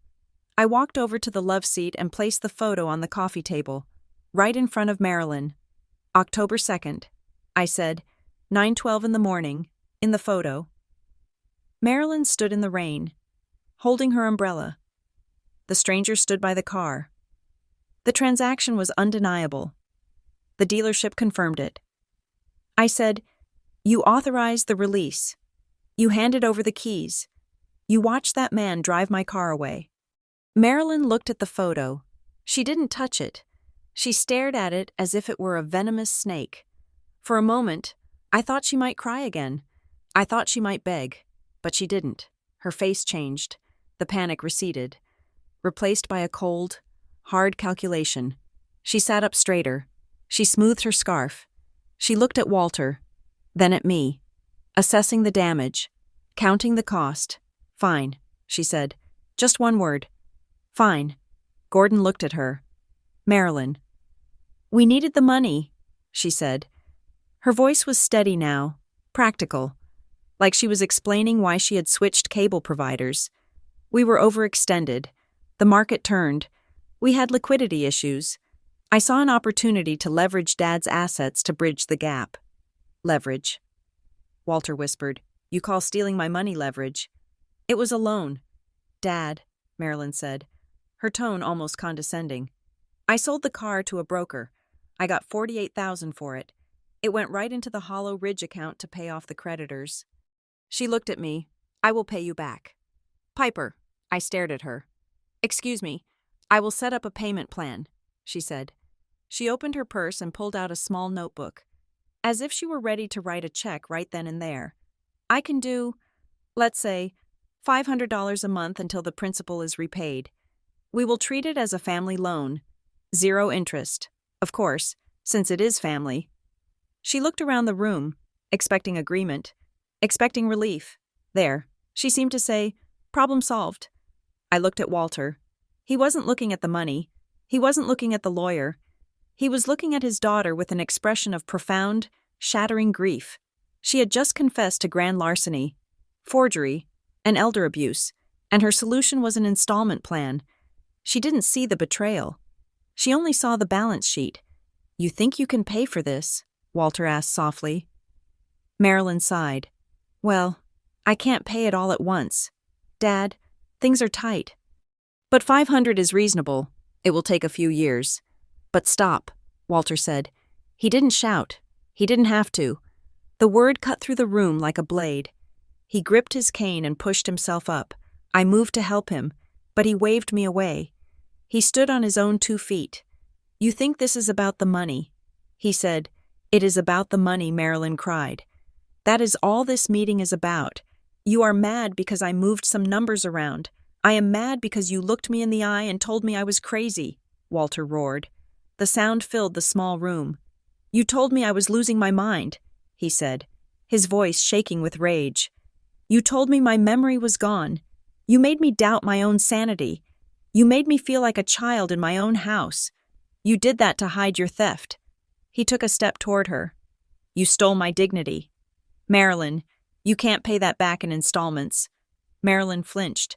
She shrank back against the cushions. Dad, please, she whined. You are being dramatic. I am done, Walter said. He turned to Tessa. Mrs. Marlowe, he said, I want them off everything. The bank accounts, the house deed, the medical proxy, everything. Tessa nodded. Writing furiously. Consider it done. We will revoke the power of attorney immediately. Walter looked at Gordon. And I want my key back, he said. Gordon blinked. The key to this house. Walter said, You have a spare. Give it to me. Gordon looked at Marilyn. Marilyn's face flushed a deep, ugly red. No, she said. Marilyn. Gordon warned. No, she screamed. She stood up. Her fists clenched at her sides. You can't do this, she yelled at Walter. I am your daughter. I take care of you, who is going to drive you to the doctor, who is going to bring you groceries. She pointed a shaking finger at me. She works all day. She doesn't care about you. She just wants the car. She turned you against us. She is a manipulator, Marilyn shrieked, turning on me. You poison everything. Piper. You couldn't just accept the bicycle and be happy. You had to dig. You had to ruin everything. I stood up. I stepped in front of Walter. Give him the key. Mom, I said. She stared at me with pure hatred. For a second, I thought she might hit me. Then, she reached into her purse. She ripped the keychain off her ring. She threw it. It didn't hit my hand. It hit the wall with a loud metallic crack and skittered across the floor. Fine, she screamed. Rot in here. See if I care. She stormed out of the house. The front door slammed so hard the windows rattled in their frames. Gordon stood up slowly. He looked old. He looked tired. Dad? He started. Go, Walter said. He didn't look at him. Gordon looked at me. He opened his mouth, then closed it. He turned and followed his wife. The room was silent again. The only sound was the scratching of Tessa's pen on the legal pad. Evan was still sitting by the door. He looked like he wanted to disappear into the wallpaper. I should go, he said. Evan, Walter said. Evan froze. Thank you for the truth, Walter said. Evan nodded, tears welling in his eyes. He slipped out the door. Walter sank back into his chair. He looked exhausted. The rage had burned off, leaving him gray and frail. I poured him a glass of water from the pitcher on the table. My hand was shaking as I held the glass. Here, Grandpa, I said. He took a sip. They are gone, he whispered. My family. They are gone. I am here. I said, Evan is here. It is not the same. He said, You know it is not the same. Tessa finished writing. She tore the page off the pad. Mr. Hayes, she said softly, I know this is hard, but you did the right thing. If you hadn't stopped them, they would have taken the house next. Walter nodded. I know. I will file the revocation orders first thing in the morning. Tessa said, I will also contact the fraud department at Northline. We will get that money back. I don't care about the money, Walter said. I know, Tessa said, but they do, and that is how we hurt them. I stayed for dinner. I made grilled cheese sandwiches and tomato soup, the same meal Walter used to make for me when I was a kid. We ate in the kitchen. We didn't talk about the car. We talked about the weather. We talked about the Cubs. We talked about anything except the hole Marilyn had blown in the center of our lives. At 8 o'clock, I helped him get settled in the living room with his book. I should go home. I said, I have to feed the cat. You go on, he said. I will be fine. I locked the door. I checked the locks myself. I checked the windows. I felt a paranoia I had never felt in this house before. I drove home. My phone was silent. No texts from Gordon. No calls from Marilyn. The radio silence was more unnerving than the screaming. I went to bed at 10, but I couldn't sleep. I kept seeing Marilyn's face when she threw the key. The entitlement. The rage. She didn't think she had done anything wrong. She thought she had been inconvenienced. At 2 a.m, my phone rang. It was the landline, Walter's house. I picked it up instantly. Grandpa Piper. His voice was small, trembling. What is it? Are you okay? Someone was here, he said. I sat up, clutching the sheets. What do you mean, inside the house? I woke up to get some water, he said. The back door was open. Did you see anyone? No, he said. But the house feels different. I am coming. I said, call the police. I didn't call the police. I wanted to see it first. I drove to Maple Hollow in record time, running 2 red lights on the empty suburban streets. When I got there, the lights were all on. Walter was sitting in the kitchen, wearing his bathrobe, holding a butcher knife. I ran in. Are you hurt? I asked. No, he said. He put the knife down. His hands were shaking so bad the blade clattered against the table. Show me, I said. We walked through the house. There was no broken glass. No splintered wood. The back door lock hadn't been forced. It had been picked, or opened with a copy of a key we didn't know existed. The living room looked normal at first glance, but then I saw it. The stack of magazines on the coffee table was slightly askew. The rug was shifted an inch to the left. We went to the office. The desk drawer, the one I had picked with a bobby pin, was open. Empty, I asked. Walter shook his head. The papers are there. He said, the deed, the insurance. I looked through the files. They were shuffled. Someone had gone through them fast. Then I looked at the spot where the black notebook had been. The notebook with the missing pages. The notebook where Walter tracked every penny. It is gone, Walter said. I checked the floor. I checked under the desk. It was gone. They came back.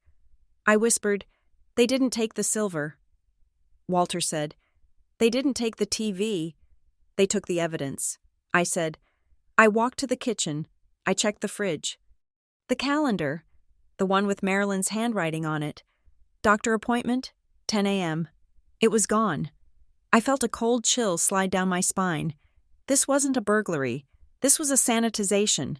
Marilyn hadn't just stormed out in a rage. She had stormed out to plan. She knew we had the bank records.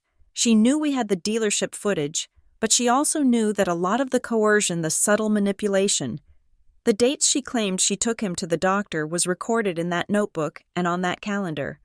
She was erasing the timeline. She used a key. I said, she had another key. Of course she did. Walter said bitterly. She probably made 10 of them. I went to the back door. I looked at the lock. It was an old tumbler lock, easy to copy. I'm calling a locksmith. I said, tonight, right now. I called an emergency 24-hour locksmith. He arrived in 40 minutes, a burly guy who looked confusingly cheerful for 3 a.m. We changed every lock in the house. Front door, back door, garage side door. We even put a deadbolt on the basement bulkhead. When the locksmith left, the sun was starting to come up. The sky was a bruised purple.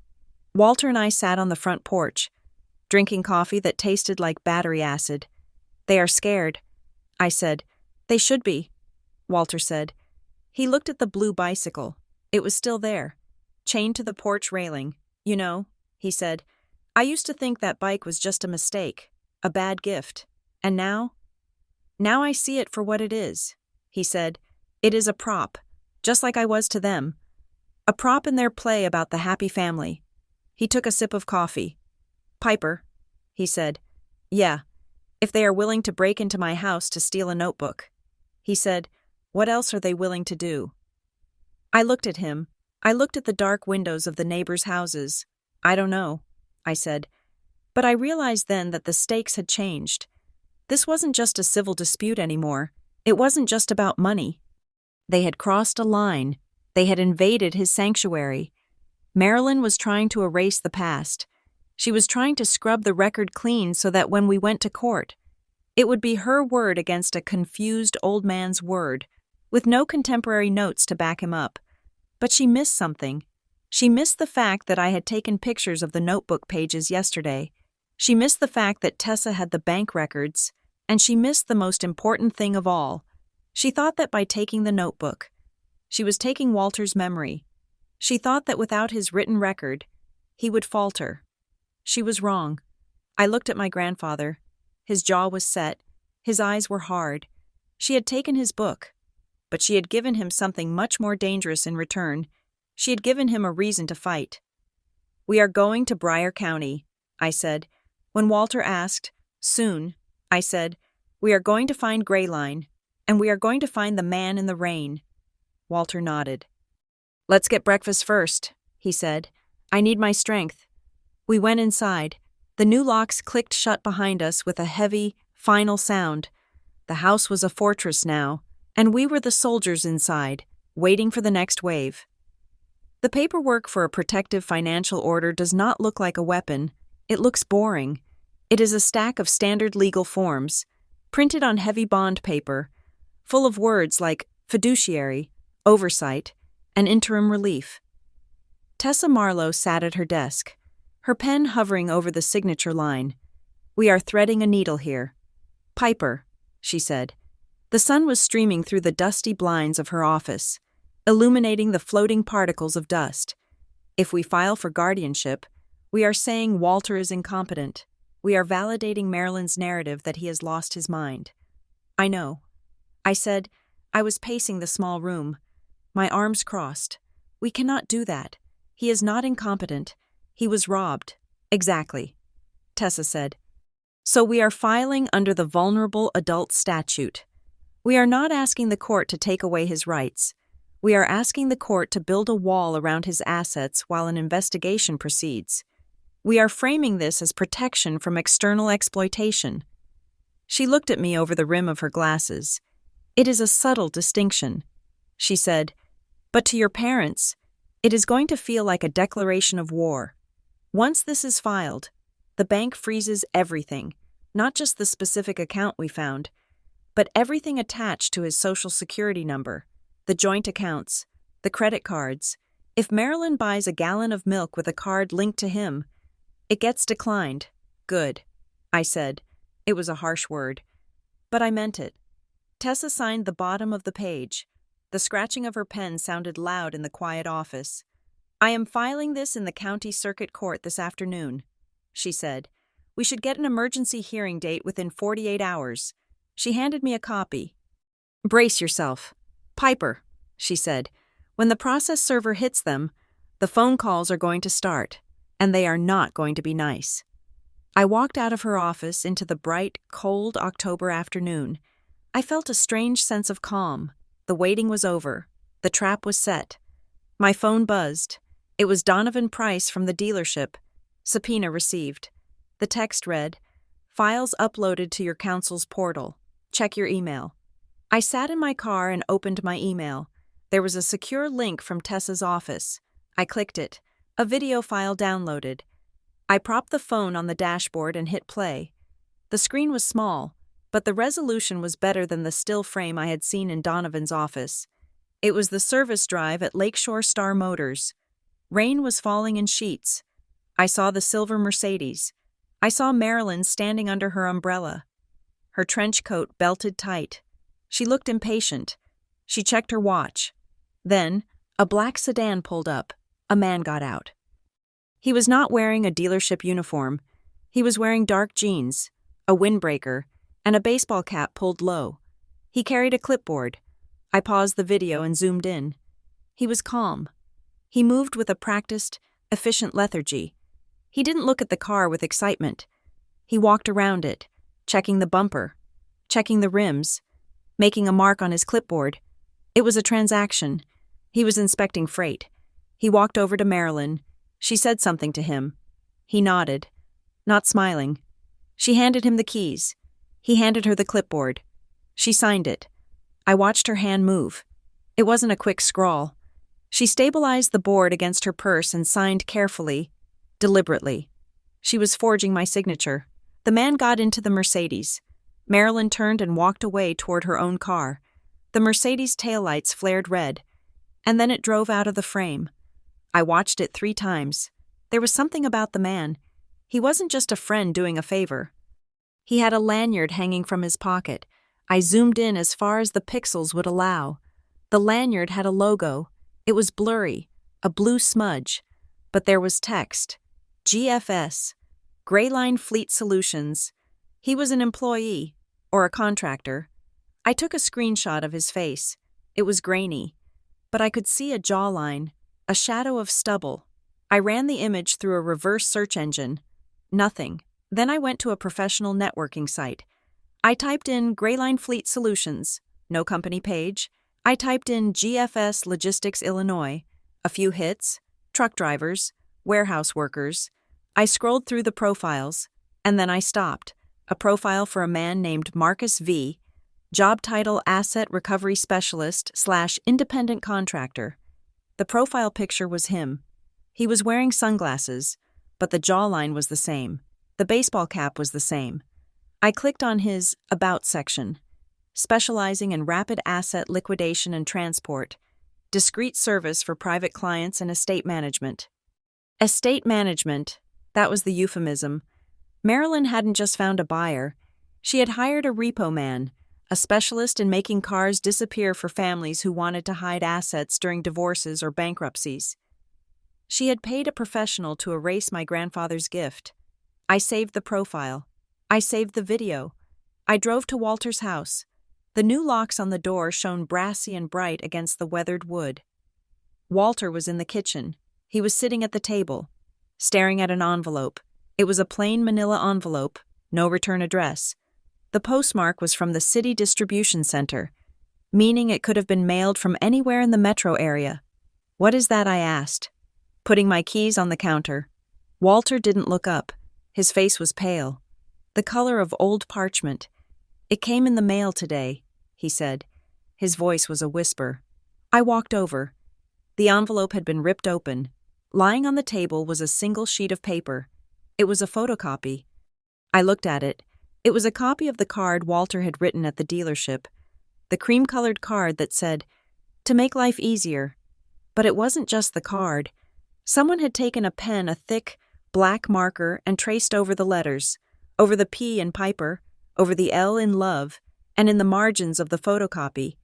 There were practice strokes, loops, curves, attempts to mimic the shaky tremor of Walter's handwriting.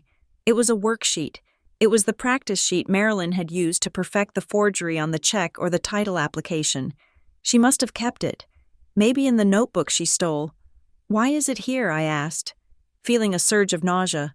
Walter touched the paper with a trembling finger. "Someone wants me to know," he said. "Who may be her?" He said, "To show me how easy it was. To show me that my hand, my name, is just something to be copied. Or maybe it wasn't Marilyn. Maybe it was Gordon, trying to shock Walter into dropping the case by showing him how ugly it would get. Or maybe it was Evan, trying to anonymously warn us about the depth of the betrayal. Whatever the source, the effect was devastating. Walter picked up the paper. He crumpled it in his fist. "She practiced," he said. His voice cracked. "She sat somewhere, maybe at her kitchen table, maybe while watching television, and she practiced being me. She practiced stealing from me." He looked up at me. His eyes were red. "I held her when she was a baby. Piper. I taught her to ride a bike. I paid for her wedding." "I know. Grandpa?" "And she practiced being me so she could rob me." He slammed his fist on the table. The coffee cups rattled. "It is not the money," he shouted. And this time the tears spilled over. "It is the hate. You have to hate someone to do this. You have to despise them." I hugged him. I wrapped my arms around his shoulders and held him, while he shook with a grief that was heavier than rage. It was the grief of a father realizing that his child was not just flawed, but cruel. "She doesn't hate you," I whispered, though I wasn't sure if that was true. "She just loves herself more." The next day, the social fallout began. It started with a call from my Aunt Linda, Marilyn's sister who lived in Florida. "Piper," she said, her voice icy. "Your mother called me. She is devastated. She should be. I said, she says you have turned Walter against them. Linda said, she says you are manipulating a confused old man to get access to his estate. She says you are angry because you didn't get a car you felt entitled to. Is that what she said? She said you are dragging them to court. Linda continued, in front of a judge. Piper, this is family. We do not sue family. We do when family commits felonies. I said, oh, stop it, Linda snapped. Marilyn said she borrowed some money to cover medical bills. She said she is paying it back. Since when are you so heartless? Gordon is sick. You know, this stress could kill him. He is not sick. Linda, I said, he is golfing twice a week. You are after the money. Linda said, that is what this is. You are 33 and you are still renting an apartment. You see a payday. It is disgusting. I hung up. Then came the Facebook posts. Vague, passive-aggressive status updates from my cousins. It is sad when greed tears a family apart. Praying for my aunt and uncle. Betrayal comes from those closest to you. She was working the phones. She was spinning the narrative. She was isolating us. She knew that if she could make me look like a gold digger, Walter might crack under the pressure of the family's disapproval, but she didn't know Walter. She didn't know that every time she lied, she just added another brick to the wall he was building against her. The hearing was set for a Tuesday morning. It wasn't a criminal trial. Not yet. It was the emergency hearing for the protective financial order. It was held in a small courtroom in the family division, a room with fluorescent lights and scuffed linoleum floors. We arrived early. Tessa, Walter, and I. Walter wore his navy suit again. He walked with his head high, using his cane only for balance. Marilyn and Gordon arrived 5 minutes later. They had a lawyer with them, a slick-looking guy in a pinstripe suit who looked like he specialized in getting drunk drivers off the hook. Marilyn wore a beige cardigan and no jewelry. She looked modest. She looked like a grandmother. She looked at Walter with a performance of concern that made my stomach turn. Dad, she whispered as they passed our table. You look tired.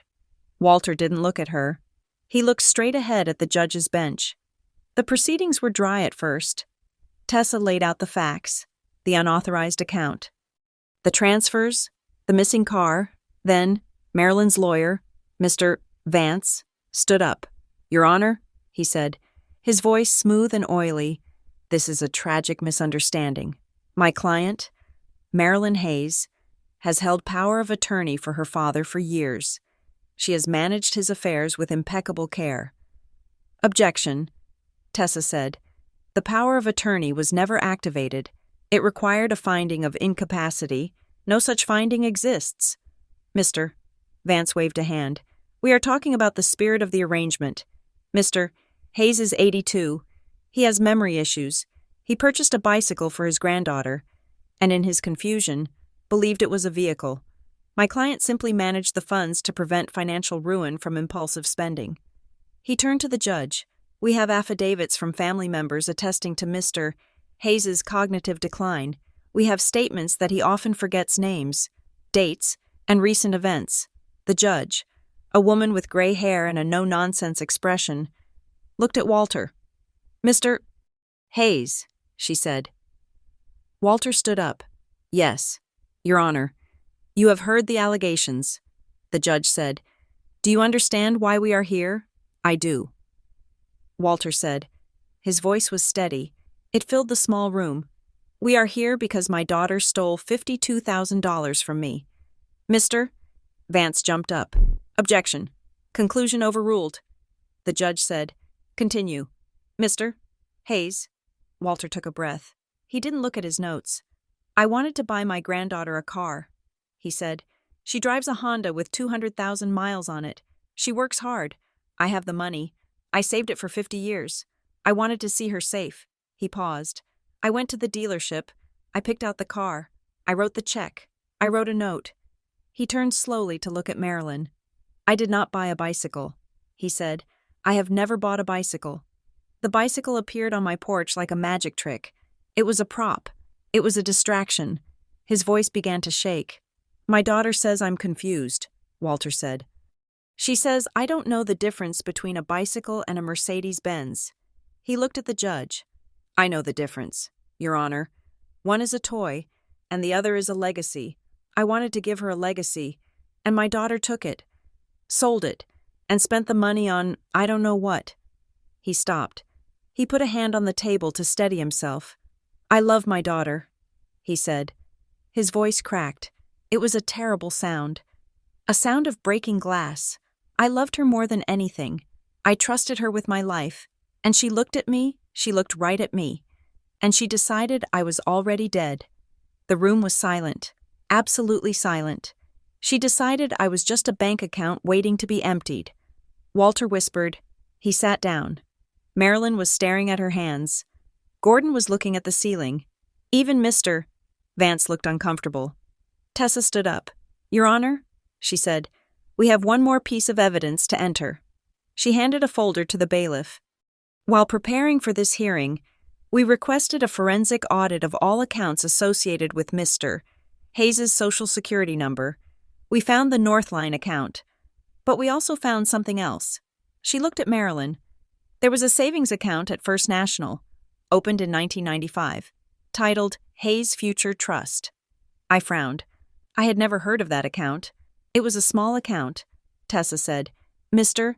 Hayes deposited $50 a month into it. Every month, for 30 years. She turned to Walter. Mr. Hayes, what was that account for? Walter looked confused. That was for the great-grandkids, he said. For Piper's children, if she ever has them. It was for their college. Tessa nodded. According to the bank records, she said, that account was closed on August 4th of this year. The balance was $18,000. She looked at the judge. The withdrawal slip was signed by Walter Hayes. But the teller notes indicate the transaction was conducted at the drive-through window, and the identification used was a photocopy of a driver's license presented by a female driver. I felt the air leave my lungs. She hadn't just stolen the car. She hadn't just stolen the maintenance money. She had stolen the future. She had drained the account meant for children who didn't even exist yet. She had stolen from the unborn. I looked at Marilyn. She wasn't looking down anymore. She was looking at me. And in her eyes, I didn't see remorse. I saw anger. She was angry that I had found out. She was angry that I was taking her money, because that is how she saw it. It was all hers. The past, the present, the future. She felt entitled to consume it all. The judge read the document. Her face was grim. She looked up. I am granting the protective financial order, she said. Effective immediately. All assets are frozen. I am appointing an independent forensic accountant to review every transaction from the last 24 months. Mr. Vance started to object. Your Honor, the hardship on the family. The hardship on the family is self-inflicted, the judge snapped. She looked at Marilyn.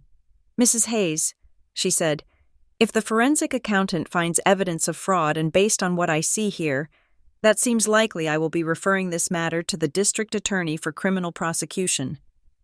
Marilyn gasped. Gordon put his head in his hands. The gavel banged. It was over. We walked out of the courthouse. The hallway was crowded with people waiting for divorces and custody hearings. Marilyn and Gordon came out behind us. Marilyn stopped. She looked at Walter. Dad, she said. Her voice was trembling. You can't let them do this. They are going to put me in jail. Walter stopped. He leaned on his cane. He looked at his daughter. He didn't yell. He didn't cry. He just looked at her with a profound, distant sadness. I cannot help you, Marilyn, he said. Dad, please, she cried. She reached for his arm. Don't, I said, stepping between them. Marilyn looked at me. Her eyes were full of venom. You won, she hissed. Are you happy? You destroyed this family for money? I didn't destroy it. Mom, I said. I just turned on the lights. She stared at me for a second longer, then turned and walked away. Gordon followed her. His shoulders slumped. They looked small. They looked like strangers. Walter and I walked to the parking lot. The sun had gone behind a cloud. The day was gray and cold. We got into my car, the old Honda. the car that rattled. Walter buckled his seatbelt. He looked out the window at the courthouse. "Is it over?" he asked. "The stealing is over." I said, "The investigation is just starting." He nodded. He reached into his pocket and pulled out a small, folded piece of paper. It was the receipt, the pink receipt from the dealership. He smoothed it out on his knee. "I wanted you to have the car," he said softly. "I know, Grandpa. It would have been a nice car," he said. "It was a beautiful car." I said. He sighed. He folded the receipt and put it back in his pocket. "I don't have any great-grandkids," he said. "Not yet," I said. He looked at me. "I guess we will have to start saving again," he said. I smiled, though my eyes were full of tears. "I guess we will," I said. I started the engine. The car sputtered, then caught. We drove away from the courthouse, leaving the wreckage of the family behind us. We had the truth. We had each other. And for now, that had to be enough. The bicycle was still on the porch when we got home. The blue paint was starting to peel in the cold air. I looked at it as we walked up the steps. "What should we do with it?" I asked. Walter stopped. He looked at the bike. "Leave it," he said. "Leave it." "It reminds me," he said. "Reminds you of what?" "That the prettiest things can be the biggest lies," he said, "and that I have to keep my eyes open." He unlocked the door, the new lock, with the new key, and we went inside. Thank you for listening to this story. Writing this journey of betrayal and justice has been an emotional ride, and I hope Piper's fight for her grandfather resonated with you. I would love to know where you are listening from. Please leave a comment below sharing your city or country. If you enjoyed this story and want to hear more tales of karma, justice, and family secrets, please subscribe to Revenge Stories. And finally, I want to hear your thoughts. Do you think Walter should have forgiven Marilyn? Or was cutting her off the only choice? Share your thoughts in the comments in English. I read every single one.